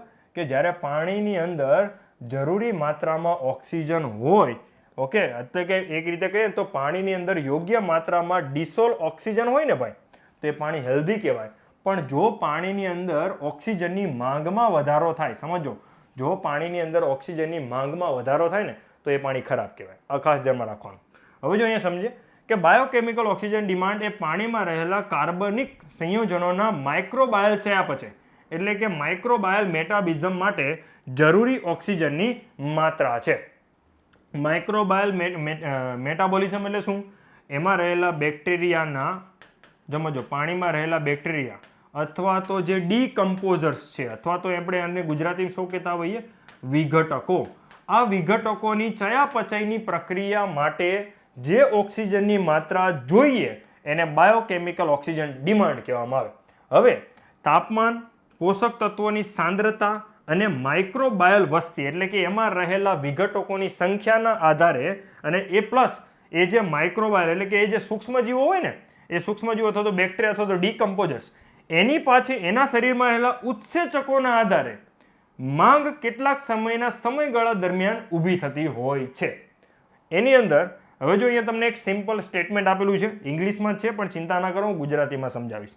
The amount of oxygen required to completely oxidize the organic compound to carbon dioxide. જો મિત્રો, આ વસ્તુ હું તમને સમજાવતો હતો. એટલે કે કોઈ પણ ઓર્ગેનિક વસ્તુ હોય ને, કોઈ પણ ઓર્ગેનિક વસ્તુ એનું પાણીમાં જ્યારે ડીકમ્પોઝિશન થાય, શું થાય? ડીકમ્પોઝિશન થાય તો ડીકમ્પોઝિશનના પરિણામે શામાં ડીકમ્પોઝિશન થવું જોઈએ? એનું CO2માં થવું જોઈએ. શામાં? CO2. મિથેનમાં નહીં ભાઈ, મિથેનમાં નહીં, CO2માં થવું જોઈએ. ઓકે, અને એ CO2માં થવા માટે જે ઓક્સિજન જરૂરી હોય એને બાયોકેમિકલ ઓક્સિજન ડિમાન્ડ કહેવામાં આવે. ઓકે, એન્ડ પછી તો બીજી કોઈ વસ્તુ છે નહીં, એ તો મેં તમને સમજાવી દીધેલું છે. ઓકે, ચલો હવે એની પછી નેક્સ્ટ આપણે ટોપિક ઉપર આવ્યા. અહીંયા તમારું બાયોકેમિકલ ઓક્સિજન ડિમાન્ડ છે એ હું તમને ઉપર છેલ્લું બેઝિક મેં તમને સમજાવી દીધું. પણ એક વસ્તુ તમને ફરીથી કહું છું, ડિસોલ્વ ઓક્સિજનની માત્રા જો સારી હોય એટલે કે પાણીમાં ઓક્સિજન જો વધારે માત્રામાં હોય તો એની માંગ નહીં હોય. સમજાણું? એટલે કે કહેવાનો મતલબ, જો ડિસોલ્વ ઓક્સિજનના આંકડા સારા હોય તો બાયોકેમિકલ ઓક્સિજન ડિમાન્ડ છે ને એ ઓછી હશે. પણ જો ડિસોલ્વ ઓક્સિજન એટલે કે પાણીમાં ઓક્સિજન ઓછો પીગળેલો હશે તો બીઓડી એટલે કે બાયોકેમિકલ ઓક્સિજન ડિમાન્ડ એટલે કે પાણીમાં ઓક્સિજનની માંગ વધારે હશે. એટલે કે આંકડા બીઓડીના કેવા હશે? વધારે આવશે. ઓકે ભાઈ, ચલો હવે એની પછી નેક્સ્ટ ટોપિક તરફ આપણે આગળ વધીએ. હવે આપણે અહીંયા લોકડાઉનના જે પણ ફાયદા અને નુકસાન થતા હતા એ બધા ભણી લીધા. હવે આપણે નવો એક ટોપિક શરૂ કરીએ છીએ કે જળવાયુ પરિવર્તન સામે લડવા માટેના પ્રયાસો પર COVID-19 શું અસર ઊભી કરી. ઓકે, COVID-19ની જે અત્યારે મહામારી આવી એના પરિણામે ક્લાઇમેટ ચેન્જમાં આપણે દર વર્ષે કંઈ ને કંઈક પ્રગતિ કરવાનો પ્રયત્ન કરતા હતા. પ્રગતિ એટલે કે આપણે નિયમો બનાવતા હતા, ઉત્સર્જન ઘટે એ માટે પ્રયત્નો કરતા હતા. એ પ્રયત્નો પર શું અસર થઈ એના વિશેનો આપણે અભ્યાસ કરીશું. તો જો કે પેન્ડેમિક અગાઉ જ્યારે જળવાયુ કે પેન્ડેમિક અગાઉ છે ને આપણે જળવાયુ પરિવર્તન લડવા કે જળવાયુ પરિવર્તન જે થતું હતું એના વિરુદ્ધ લડવા માટે લોકોનો ધીમે ધીમે સપોર્ટ દુનિયામાં મળી રહેલો હતો. અને સાથે ઘણા બધા દેશો એવા પણ હતા કે જેણે આગળના ફ્યુચરમાં એટલે કે 2020ના વર્ષમાં સારા એવા જળવાયુ પરિવર્તન સામે લડવા માટે, એની અસરો ઓછી કરવા માટે ઘણા સારા માત્રામાં કાર્યક્રમો પણ એ લોકોએ આયોજિત કરેલા હતા. પણ મેઇન વસ્તુ એ છે કે COVID-19ના પરિણામે શું થયું ખબર?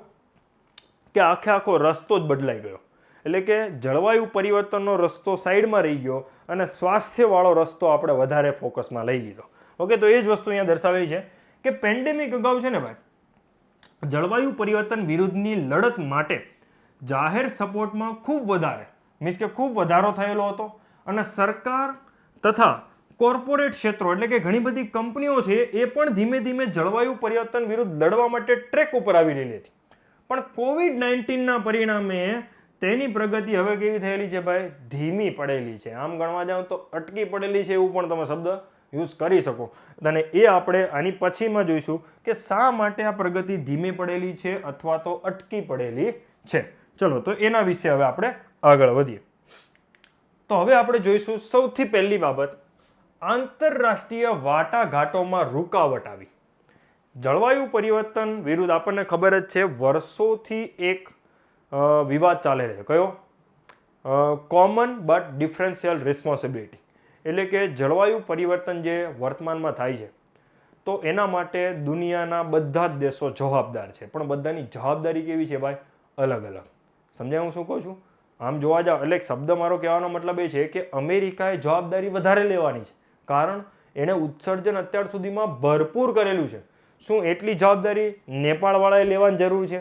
ના. શું ભૂતાનવાળાએ અમેરિકા જેટલી જવાબદારી લેવાની જરૂર છે? ના. કહેવાનો મતલબ એ છે જેણે ઉત્સર્જન વધારે કર્યું એની જવાબદારી વધારે બને છે કે ભાઈ ઉત્સર્જન ઘટાડે. પણ એક આનો બીજો પણ એક મતલબ છે કે એનો મતલબ એવો નથી કે નેપાળવાળા ના પાડશે કે ભાઈ અમે ઉત્સર્જન ઓછું કરીએ છીએ, તમે જવાબદારી નહીં. એવું નહીં.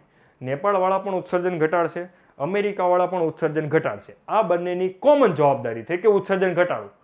પણ વસ્તુ ઓબ્ઝર્વ કરવાની એ છે કે જવાબદારી બંનેની કોમન છે, પણ હકીકતમાં બંને પ્રયાસો કેવા કરવાના? તો અમેરિકાવાળાએ વધારે કરવાના છે અને નેપાળવાળાએ ઓછા. ઓકે, એટલે કે પ્રયાસો ભરપૂર કરવાના જ છે, પણ ઉત્સર્જન ઘટાડવું એ મેઇન ટાર્ગેટ હોવો જોઈએ. હવે જુઓ કે વૈશ્વિક ધોરણે વાટાઘાટો એ થતી હતી કે કોને ઉત્સર્જન વધારે ઘટાડવું જોઈએ. એટલે કે વિકસિત દેશો હોય કે વિકાસી દેશો હોય, તો બધાને ખબર છે વિકસિત દેશોએ ઘટાડવું જોઈએ. પણ એના માટે વાટાઘાટો ચાલતી હતી. શું? એટલે કે એક પ્રકાર જે કહીએ ને આપણે કે ડીલિંગ, તો એ ડીલિંગ અથવા તો બાર્ગેનિંગ ચાલતું હતું. તો સૌથી પહેલું તો એ બાર્ગેનિંગ છે ને એ અટકી ગયું. ઓકે, અને એ બાર્ગેનિંગ અટક્યું શા માટે? તો એનું મેઇન કારણ છે UNFCCCની COPની 26મી બેઠક રદ થઈ. કેટલામી ભાઈ? UNFCCCની કેટલામી બેઠક રદ થઈ? 26મી બેઠક. તમને ખબર હશે કે UNFCCCની 25મી બેઠક પોલેન્ડના 24મી બેઠક પોલેન્ડના કાટોવાઇસ ખાતે થઈ. પછી લગભગ 25મી બેઠક છે એ સ્પેનના મેડ્રિડ ખાતે થઈ. ઓબ્વિયસ છે કે ઓલી ચીલીના સાન્ટિયાગો ખાતે થવાની હતી, પણ ત્યાં ઘણા બધા લોકોએ દેખાવ કર્યા. એના પરિણામે પછી 25મી બેઠકનું આયોજન ક્યાં થયું? સ્પેનના મેડ્રિડ ખાતે. અને એની પછી 26મી બેઠક આપણી થવાની હતી. આમ જોવા જાવ ઓકે, 26મી બેઠક મને પણ ભૂલાઈ ગયું છે ક્યાં થવાની હતી, પણ મેઇન વસ્તુ એ છે કે હવે જે 26મી બેઠક ચાલુ વર્ષે આમ જોવા જાય ને તો ડિસેમ્બર 2020માં થવાની હતી. નવેમ્બર-ડિસેમ્બર 2020માં. નોર્મલી નવેમ્બર-ડિસેમ્બર મહિનો આ લોકોને પરફેક્ટ હોય છે. આ 2 મહિનામાં દરમિયાન લગભગ COPની બેઠકનું આયોજન વાર્ષિક ધોરણે થાય. ઓકે, અને વાર્ષિક ધોરણે COPની બેઠકનું આયોજન UNFCCCના કન્વેન્શન હેઠળ કરવામાં આવે. કયા? United Nations framework convention on climate change. એના કન્વેન્શન હેઠળ કોન્ફરન્સ ઓફ પાર્ટીસની બેઠકનું આયોજન દર વર્ષે કરવામાં આવતું હોય. હવે આ વર્ષે લગભગ એનું આયોજન બ્રિટનની અધ્યક્ષતા હેઠળ થવાનું છે ગ્લાસ્કો ખાતે. ક્યાં? લગભગ એનું આયોજન ગ્લાસ્કો ખાતે થવાનું છે એવી જાહેરાત થયેલી છે, અને એની અધ્યક્ષતા લગભગ બ્રિટન કરવાનું છે, અને પ્લસ એની સાથે પાર્ટનરશિપ કરવાનું છે ઇટલી.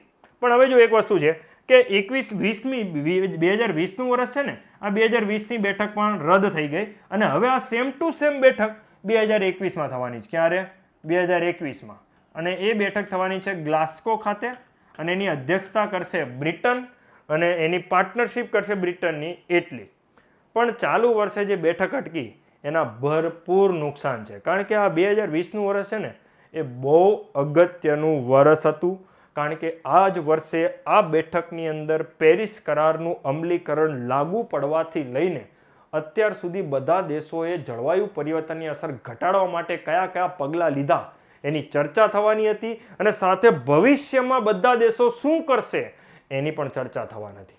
પણ ઓબ્વિયસ છે આ વર્ષે તો એ બેઠકનું આયોજન થવાનું જ નથી. મતલબ આ વર્ષે બધા દેશો હજી પણ ઉત્સર્જન શરૂ રાખશે અને એટલા ગંભીર પગલાં નહીં લઈ શકે.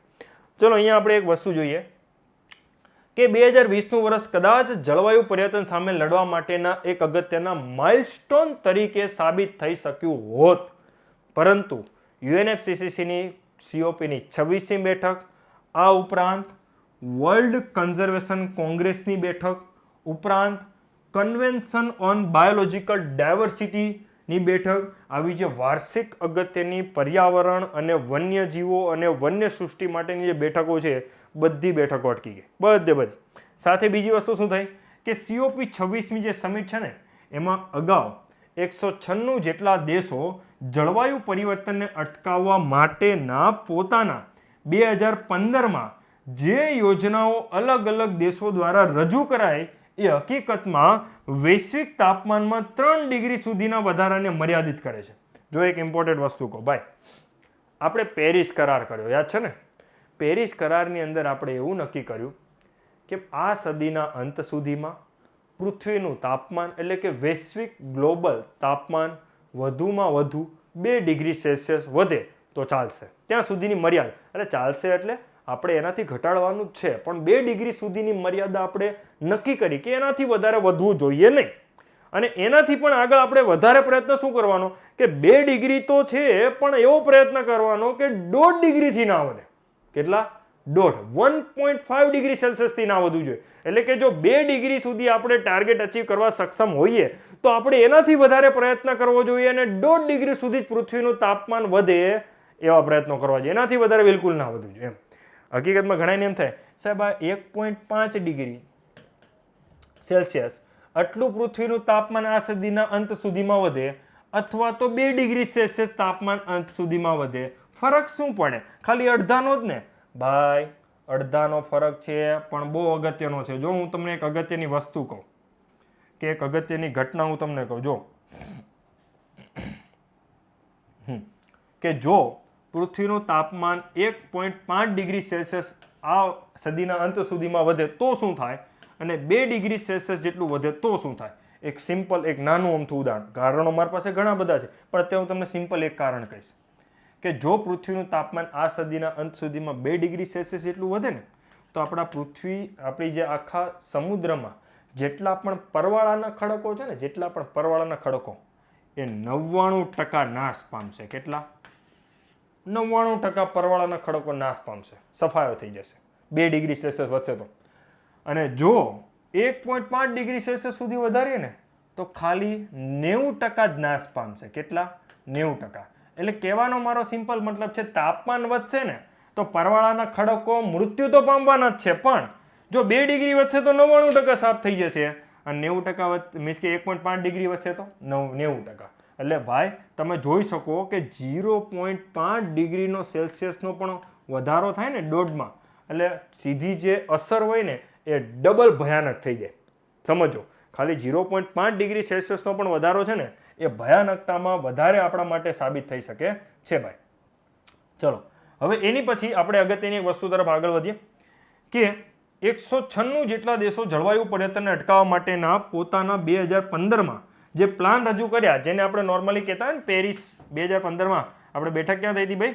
પેરિસ ખાતે. પેરિસ ખાતે બધા દેશોએ પોતપોતાની યોજનાઓ રજૂ કરી કે અમે આટલું ઉત્સર્જન ઘટાડશું, અમે આટલું ઉત્સર્જન ઘટાડશું. પણ હકીકતમાં જે પેરિસ કરારમાં જે પણ દેશોએ કમિટમેન્ટ આપ્યું એ કમિટમેન્ટને આપણે ધ્યાનમાં રાખીએ ને તો પણ આ સદીના અંત સુધીમાં પૃથ્વીનું તાપમાન 3 ડિગ્રી સેલ્સિયસ વધી જાય એમ હતું. કેટલું ભાઈ? 3 ડિગ્રી. એટલે કે પેરિસ કરારમાં જે પણ દેશોએ પોતપોતાની મનમરજીથી ઈચ્છા દર્શાવી કે અમે ઉત્સર્જન ઘટાડશું, સારી વસ્તુ કહેવાય, તેમ છતાં પણ પૃથ્વીનું તાપમાન આ સદીમાં વધવાની સંભાવના કેટલી હતી? 3 ડિગ્રી. હવે હકીકતમાં આપણે છે ને એને મર્યાદિત કેટલું કરવાનું છે પેરિસ કરાર અંતર્ગત? 2 ડિગ્રીથી 1.5 ડિગ્રી સુધી જ નક્કી કરવાનું છે. તો એના માટે આપણું જે 2020નું વર્ષ છે ને એ અગત્યનું હતું, કારણ કે અત્યારે એ પેરિસ કરારમાં જે પણ દેશોએ ઉત્સર્જન ઘટાડ્યા એ બધા જ દેશો અહીંયા ફરીથી નવા ટાર્ગેટ સેટ કરવાના હતા કે હજી વધારે ઉત્સર્જન આપણે હજી ઘટાડવાનું છે. અને એટલા માટે 2020નું વર્ષ ઇમ્પોર્ટન્ટ હતું ભાઈ. તો 3 ડિગ્રી સેલ્સિયસ સુધીના વધારાને મર્યાદિત કરે છે, જે વિશ્વ માટે ભયાનક બની રહે તેમ છે, પરંતુ જરૂર કેટલાની છે ભાઈ? આપણે હકીકતમાં 1.5 થી 2 ડિગ્રી સુધીના મર્યાદાની છે.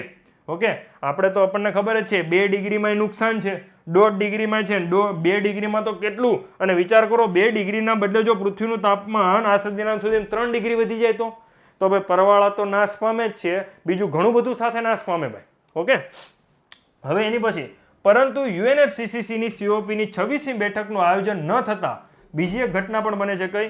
કે હવે દુનિયાના બધા નેતાઓ એક મંચ ઉપર આવ્યા નથી, હવે એક સ્ટેજ ઉપર નથી આવ્યા. તો સિમ્પલ રીઝન છે કે કોઈ નિર્ણય જ નહીં લઈ શકાય કે ભાઈ અમે કેટલું ઉત્સર્જન, મીન્સ કે બધા સાથે મળીને એક નિર્ણય નહીં લઈ શકે કે આપણે ઉત્સર્જન કેટલું ઘટાડવું, કઈ રીતના પ્રયત્નો કરવા, કઈ બાબતનું આપણે ધ્યાન રાખશું, ક્યારે ઘટાડશું, એ બધું એક પણ નિર્ણય આપણે લઈ શક્યા નથી. ચલો, તેમ છતાં પણ હજી હું તમને COP26ની બીજી એક અગત્યની ઘટના પણ હું તમને જણાવી દઉં. જો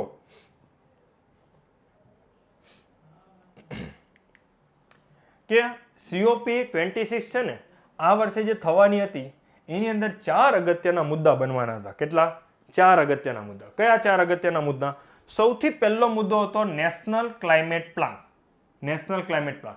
હવે આ યોજનાઓ અલગ અલગ દેશો દ્વારા રજૂ થતા જે તે યોજના રજૂ કરનારા દેશો પેરિસ કરારનું ગંભીરતાથી પાલન કરવામાં સફળ રહ્યા છે કે નહીં તેનો ચિતાર મળી શકે એમ હતો. અને જે દેશો પાલન કરી રહ્યા છે તેઓ પોતાની મજબૂતીને દુનિયા સમક્ષ રજૂ કરી શક્યા હોત અને અન્ય દેશો માટે પ્રેરણારૂપી સાબિત થયા હોત. આ હતો નેશનલ ક્લાઇમેટ પ્લાન. હવે જો નેશનલ ક્લાઇમેટ પ્લાન શું હતો? બધા જ દેશો છે ને આ 2020 COP20ની બેઠક થઈ હોત ને, COP26ની બેઠક થઈ હોત ને, એની અંદર એ લોકોએ પેરિસ કરારમાં કઈ પ્રગતિ કરી, એટલે કે એ લોકો કેટલું ઉત્સર્જન ઘટાડ્યું એ બધું અહીંયા દર્શાવી શકત. અને જો એ લોકો ઉત્સર્જન દર્શાવી શક્યા હોત ને તો બીજા દેશો માટે પ્રેરણારૂપ બને કે ભાઈ બીજા દેશો ઉપર એક પ્રકારનું દબાણ ઊભી કરી શક્યા હોત કે ભાઈ અમે ઉત્સર્જન ઘટાડ્યું છે તો તમારી પણ જવાબદારી છે કે ઉત્સર્જન ઘટાડો. અને સાથે બીજી એક માહિતી પણ મળી હોત. કઈ? કે ભાઈ કયા પ્રકારની યોજનાઓ અપનાવવાથી પોતાના દેશની અંદર ઉત્સર્જનમાં ઘટાડો કરી શકાય છે. ઓકે, તો પહેલી વસ્તુ હતી બધા જ દેશોના નેશનલ એક્શન પ્લાન છે ને એના પરિણામો આપણને આ બેઠકની અંદર જોવા મળ્યા હોત. અને કયો દેશ સારો છે, કયો દેશ પ્રયત્ન સારા કરે છે, કયા દેશની યોજનાઓ સારી છે, એની માહિતી આપણને COP26ની બેઠકમાં મળી શકી હોત. પણ થઈ નથી તો મળવાની પણ નથી. બીજી કે તમામ દેશોએ 2030 સુધીમાં નેટ ઝીરો એમિશન માટેની કાર્ય યોજનાઓ અપનાવી હોત. એટલે કે આમ જોવા જાવ ને 2030માં તમામ દેશો તો ના બોલી શકું, પણ વિકસિત દેશો છે ને, વિકસિત દેશો એ દેશોએ હકીકતમાં 2030 સુધીમાં, અને અમુક દેશો માટે પાછો આ આંકડો 2050 પણ છે. સમજો, અમુક દેશો માટે 2030 છે, અમુક દેશો 2050 છે.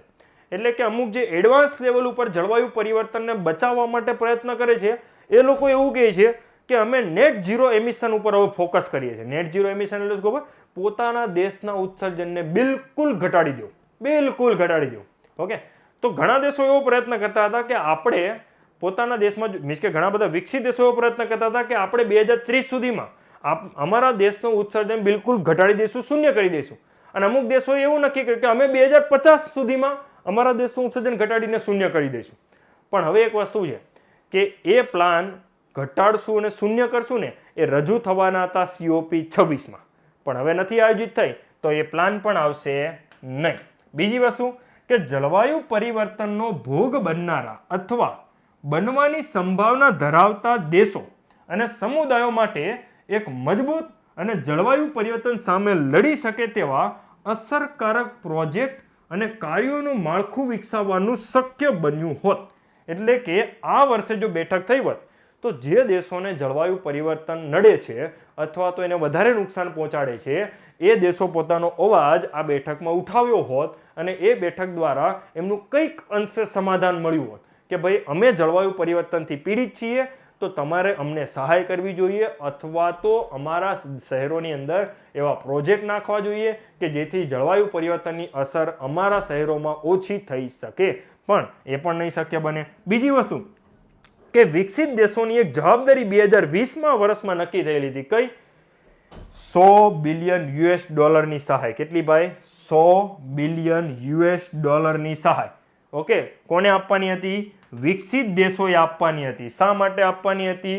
તો જે વિકાસશીલ દેશો અને જળવાયુ પરિવર્તનનું નુકસાન જે દેશો ઉઠાવી રહ્યા છે ને એ દેશોને થોડો ઘણો આર્થિક સહાય, થોડો ઘણો આર્થિક લાભ અને સહાય આપવા માટે એ લોકોએ $100 બિલિયન કોને આપવાના હતા? વિકસિત દેશોએ પોતાના દેશમાંથી આપવાના હતા. પણ હવે બધા દેશો બચવાનો પ્રયત્ન કરે છે, ભાગવાનો પ્રયત્ન કરે છે. કઈ જગ્યાએથી ભાગવાનો?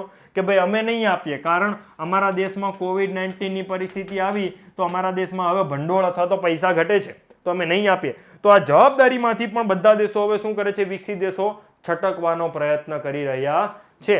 તો આ જે UNFCCCની COPની 26મી જે 4 અગ્રીમતાઓ હતી, બરોબર, એ આપણને હકીકતમાં COPની જે 26મી બેઠક નથી થઈ ને એના પરિણામે થઈ શકી નથી અને એનું આપણને બહુ મોટા પાયે નુકસાન થઈ શકે એમ છે.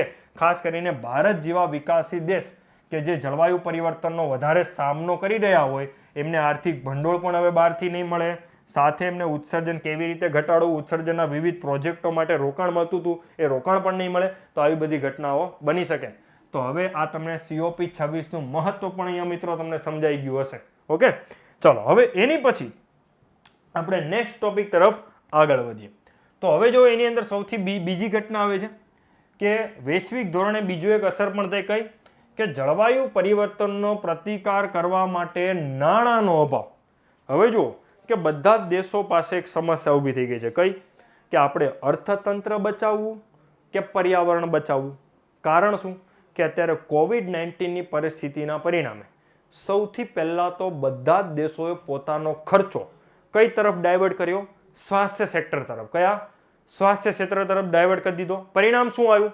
પરિણામે બીજા ક્ષેત્રોનું વર્ચસ્વ ઘટી ગયું, જેમ કે એજ્યુકેશન હતું, ડિફેન્સ હતું. આ બધા ક્ષેત્રોનું મહત્વ ઘટ્યું અને એમાં છેલ્લું પાનું કોનું આવ્યું? મીન્સ કે છેલ્લું વારો કોનો આવે છે? પર્યાવરણ. એટલે કે બધા દેશોએ શું કરે છે ભાઈ? કે બધા દેશો હવે વધારે ફોકસ સ્વાસ્થ્ય ઉપર કરે છે. પરિણામે પર્યાવરણનું જે બજેટ ફાળવવામાં આવતું હતું એ બજેટમાં મોટા પાયે કાપ મૂકવામાં આવેલો છે. ઓકે, તો પહેલું નુકસાન આ કે મોટા ભાગના દેશોએ સ્વાસ્થ્ય ક્ષેત્રના ખર્ચમાં વધારો થવાના પરિણામે તથા ધંધા રોજગારમાં વ્યાપક નુકસાનના પરિણામે ટેક્સમાં પણ નોંધપાત્ર ઘટાડો કરવાની ફરજ ઊભી થઈ છે. હવે જો મેં તો તમને કીધું એ પ્રમાણે ખર્ચો એ લોકો હવે કયા તરફ કરે છે ભાઈ? ખર્ચો એ લોકો કયા ક્ષેત્રમાં વધારે છે? સ્વાસ્થ્ય ક્ષેત્રમાં. અને સાથે લોકડાઉન અને બીજી જે અર્થતંત્રને જે વૈશ્વિક ધોરણે મોટા પાયે નુકસાન થયું છે, પરિણામ શું આવે? કે હવે સરકાર ઉપર એક બર્ડન પણ ઊભું થયું છે. કયું બર્ડન? કે ભાઈ તમે ટેક્સ ઘટાડો. કારણ એક તો લોકોની પાસે આવક નથી. હવે આવક જ નથી તો તમે અમને મીન્સ કે જનતા ટેક્સ ક્યાંથી ભરશે? તો સરકાર ઉપર જુઓ બે બર્ડન ઊભા થયા. પહેલા તો પૈસા નથી અને એમાં પણ પૈસા મેળવવાનો સ્ત્રોત કયો? ટેક્સ. એમાં પણ સરકારે શું કરવો પડે છે ભાઈ? કાપ મૂકવો પડે છે. શું મૂકવો પડે છે? કાપ.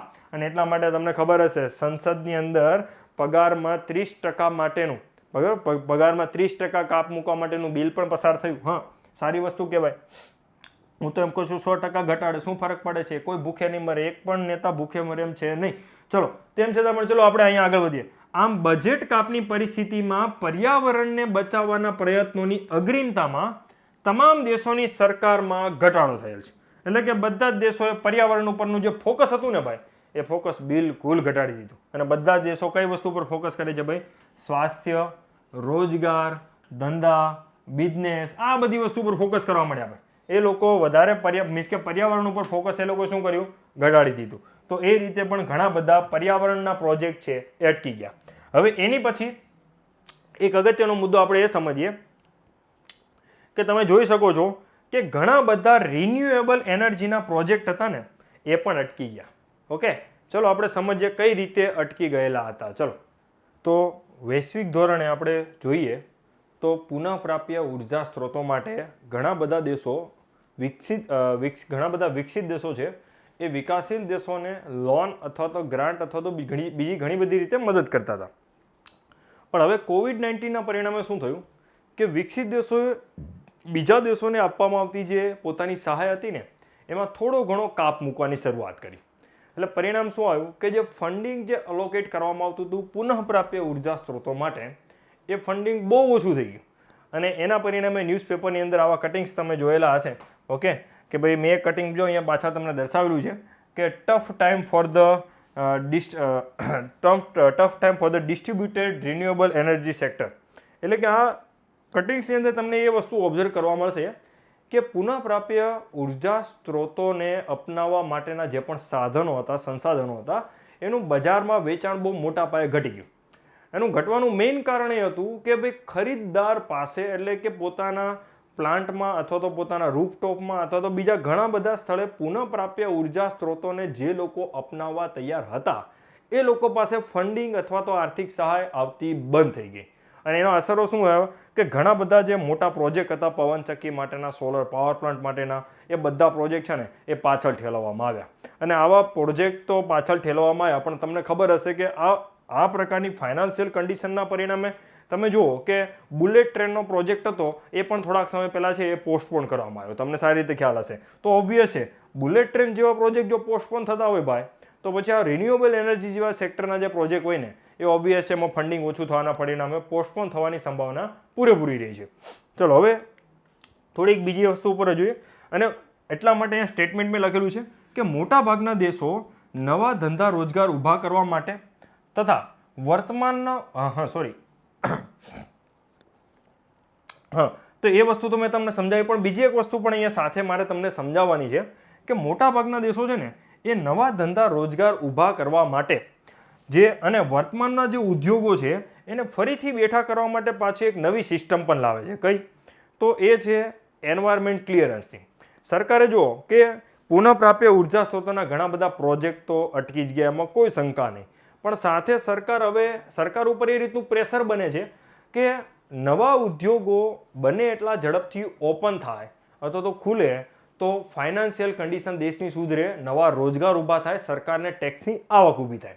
તો એના માટે સરકાર છે ને જે એન્વાયરમેન્ટ ક્લિયરન્સનો મુદ્દો હતો એ એન્વાયરમેન્ટ ક્લિયરન્સના મુદ્દાને એકદમ સરળ બનાવી દે છે. અને એટલા માટે જો પેપરની અંદર મેં એક કટિંગ્સ છે એ પણ જોયેલું હતું કે ભાઈ India's push to relax environmental assessment rules amid pandemic draws criticism. એટલે કે ઘણા બધા આપણા જે વૈજ્ઞાનિકો હતા કે જે પર્યાવરણ બચાવવા માટે પ્રયત્ન કરે છે અથવા તો પર્યાવરણ સાથે સંકળાયેલા છે એ બધા નિર્ણયનો મોટા પાયે વિરોધ પણ કરેલો હતો કે ભાઈ સરકાર આ નિર્ણય ખોટો લઈ રહી છે, કે ભાઈ સરકાર આ એક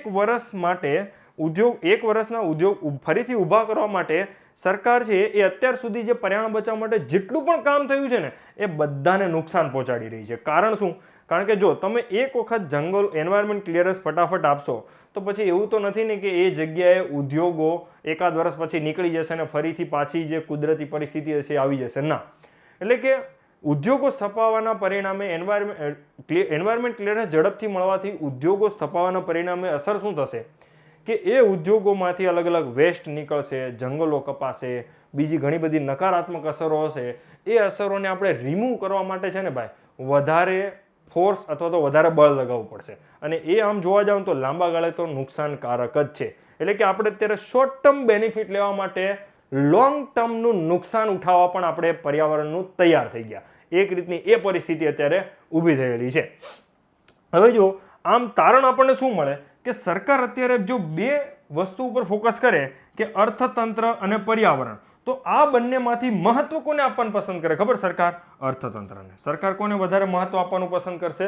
અર્થતંત્રને. અને એટલા માટે જ પર્યાવરણ છે ને એનું નુકસાન હજી વધવાની સંભાવના છે. એટલે કે ઘટવાની નહીં, શું નુકસાન હજી વધવાની સંભાવના બની જશે, કારણ કે સરકારની એ પ્રમાણે પોલિસીસ પણ ચેન્જીસ થાય છે ભાઈ. ઓકે, તો એ પ્રમાણે આપણે બીજો મુદ્દો છે એ પણ અહીંયા પૂર્ણ થાય છે. હવે આપણે નેક્સ્ટ ત્રીજી અસર ઉપર આવીએ કે વૈશ્વિક ધોરણે પુનઃપ્રાપ્ય ઉર્જા સ્ત્રોતોના પ્રોજેક્ટમાં ઊભી થયેલી સમસ્યા. એ આપણે અગાઉના મુદ્દા સાથે જ મેં તમને કનેક્ટ કરી દીધો કે સ્વચ્છ ઉર્જા માટેના આપણા જે ઘણા બધા પ્રોજેક્ટ હતા એ નાણાકીય રોકાણ અથવા તો મદદના અભાવે અટકી પડ્યા છે. કારણ મેઇન રીઝન છે બજેટ. શું મેઇન રીઝન છે? બધા દેશોનું બજેટ અને બીજા દેશો મીન્સ કે વિકસિત દેશો તરફથી વિકાસશીલ દેશોને મળતી સહાય એમાં પણ ઘટાડો થયો, તો એ પણ અહીંયા અસર કરશે. અને આમ એક રીતે સ્વચ્છ ઉર્જા માટેના ઘણા પ્રોજેક્ટ ઊભા રહેતા આંતરરાષ્ટ્રીય ધોરણે કાર્બન ક્રેડિટ, ઓબ્વિયસ છે આ શબ્દ તમે સાંભળ્યો હશે, ખબર ને? તો કાર્બન ક્રેડિટ અને કાર્બન ઓફસેટ જેવા પ્રયત્નોમાં પણ ઘટાડો થવાની સંભાવના છે. એટલે કે અહીંયા લોકોની છે ને કાર્બન ક્રેડિટ ઉપર વિશ્વસનીયતા પણ થોડી ઘણી ઘટી જાય. શું થાય? ઘટી જશે. એની પછી કે આ ઉપરાંત આ પ્રોજેક્ટ સાથે સંકળાયેલા લોકોની રોજગારી પર પણ તેની અસર થઈ શકે છે.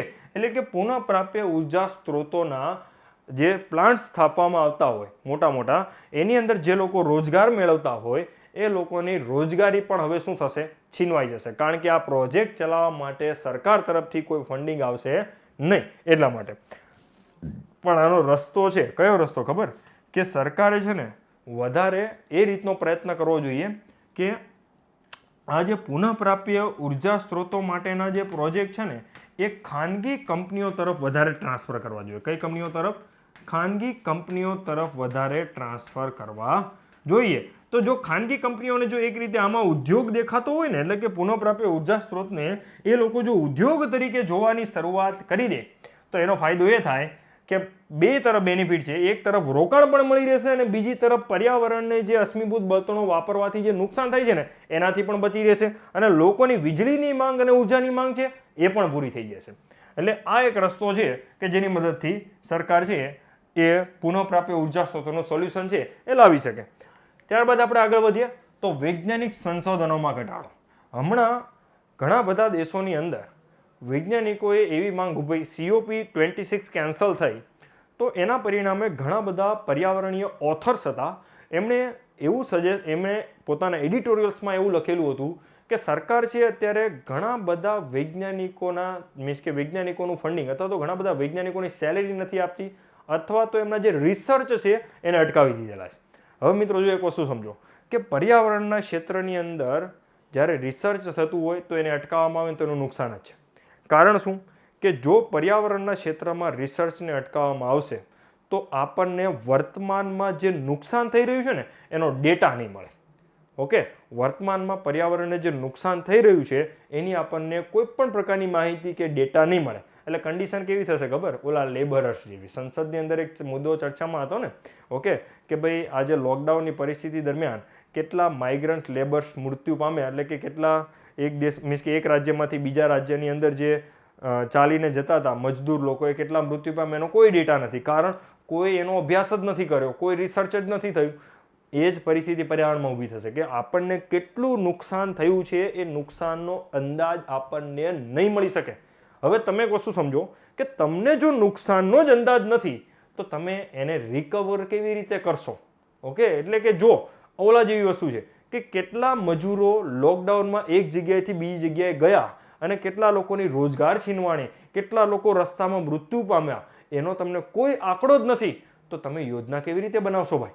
કે કયા વ્યક્તિને સહાય કરવી, કયા વ્યક્તિના પરિવારમાંથી લોકો મૃત્યુ પામે તો એને આપણે આર્થિક સહાય આપવી, નહીં ખબર પડે. અહીંયા પર્યાવરણમાં પણ એ જ વસ્તુ થશે કે જો વૈજ્ઞાનિકો રિસર્ચ નહીં કરતા હોય અને પર્યાવરણને નુકસાનનો ખ્યાલ દુનિયાને નહીં આવે તો ઓબ્વિયસ છે કે આપણે કયા પગલાં લેવા છે એ દિશામાંથી આપણે ભટકી જઈશું. તો પહેલી જ વસ્તુ અહીંયા એ થશે કે વૈશ્વિક ધોરણે મોટા ભાગના દેશોમાં બજેટ ક્રમ ઉપરાંત વૈજ્ઞાનિકોને અલગ અલગ સ્થળો પર મુસાફરી કરીને ફિલ્ડ વર્ક દ્વારા અભ્યાસ કરવામાં પણ સમસ્યા ઊભી થઈ રહી છે. મેઇન કારણ શું? ફંડિંગ. બરોબર. એની સિવાય એનું પરિણામ એ આવી શકે કે સાચી માહિતી અને ડેટાના જળવાયુ પરિવર્તનની વિવિધ અસરોનું સાચું આપણને તારણ અને એની સામે લડવાના પગલાઓ વિશેની તૈયારીઓ આપણે કરી શકવાના નથી ભાઈ. તો આપણે માટે આ ચોથું પણ એક નવું જોખમ આપણા માટે ઊભું થયું કે વૈજ્ઞાનિકોને સંશોધનમાં ઘટાડો કરે તો પણ ઉલટાનું આપણે એક નુકસાન થયું કહેવાય.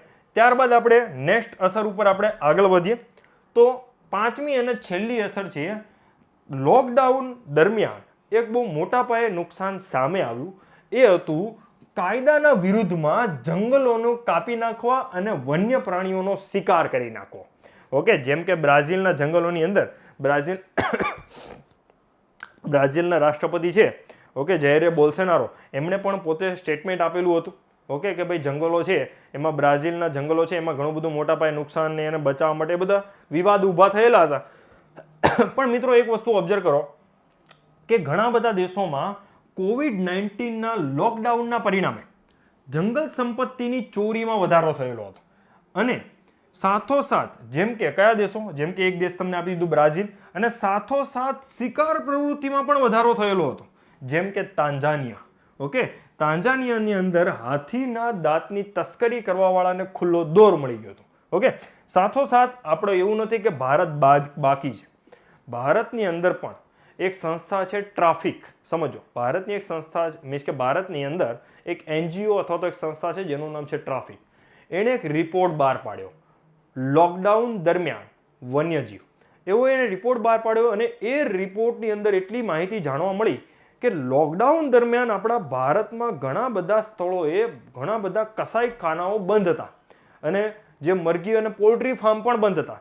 એનું પરિણામ શું આવ્યું કે માંસની અછત ઊભી થઈ. અને માંસની અછત ઊભી થઈ એના પરિણામે ઘણા બધા જે લોકલ સ્થાનિક જંગલોની આજુબાજુના વસતા જે ગ્રામીણ અથવા તો ગ્રામીણ વિસ્તારના જે લોકો છે એમણે વન્ય જીવોનો શિકાર કરીને પોતાની જરૂરિયાત પૂરી કરેલી હતી. તો ભાઈ આ તો ભયંકર વસ્તુ કહેવાય કે માંસની અછત હતી.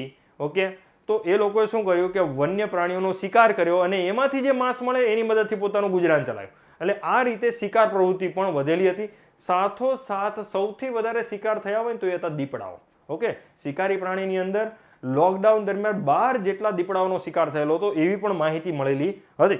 તો આવી જે શિકાર પ્રવૃત્તિઓના કારણની અંદર તમે એક વસ્તુ ઓબ્ઝર્વ કરી કે મેઇન કારણ શું હતું? ખોરાકની સમસ્યા. ઓકે, આ ટ્રાફિક નામની જે સંસ્થા છે એણે આખો રિપોર્ટ રજૂ કરેલો છે અને હું તો ઈચ્છું છું તમે એ રિપોર્ટ એક વખત વાંચો.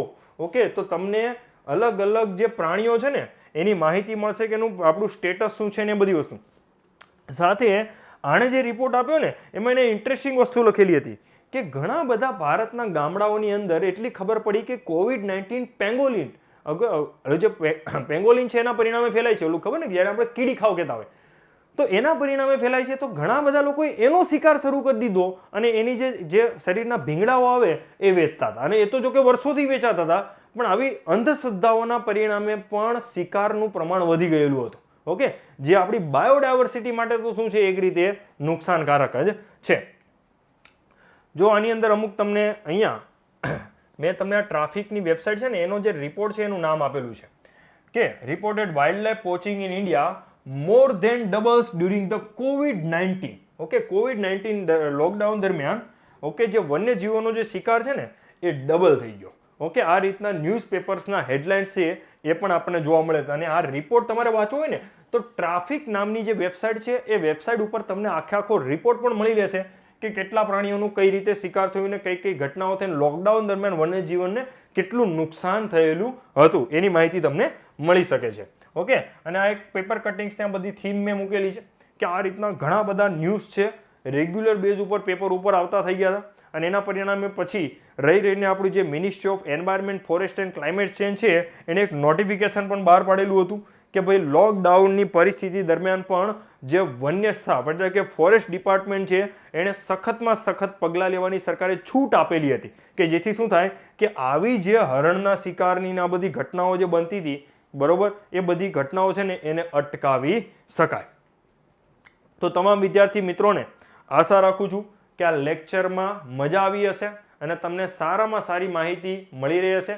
તો આ રીતે આ જે ટોપિક છે એ તમે મેઇન્સ માટે ઘણા બધા કામના આવા ટોપિક છે તમને મળતા હોય છે. તો એને આ રીતે તમે તૈયાર કરીને પેપરમાં સ્ટેપ બાય સ્ટેપ લખો તો તમને ઘણો બધો ફાયદો થઈ શકે છે. તો ત્યાં સુધી તમામ વિદ્યાર્થીઓ મિત્રોનો ખૂબ ખૂબ આભાર અને જીપીએસસી ઓનલાઈન સાથે જોડાયેલા રહો એવી જ શુભકામનાઓ. Thank you.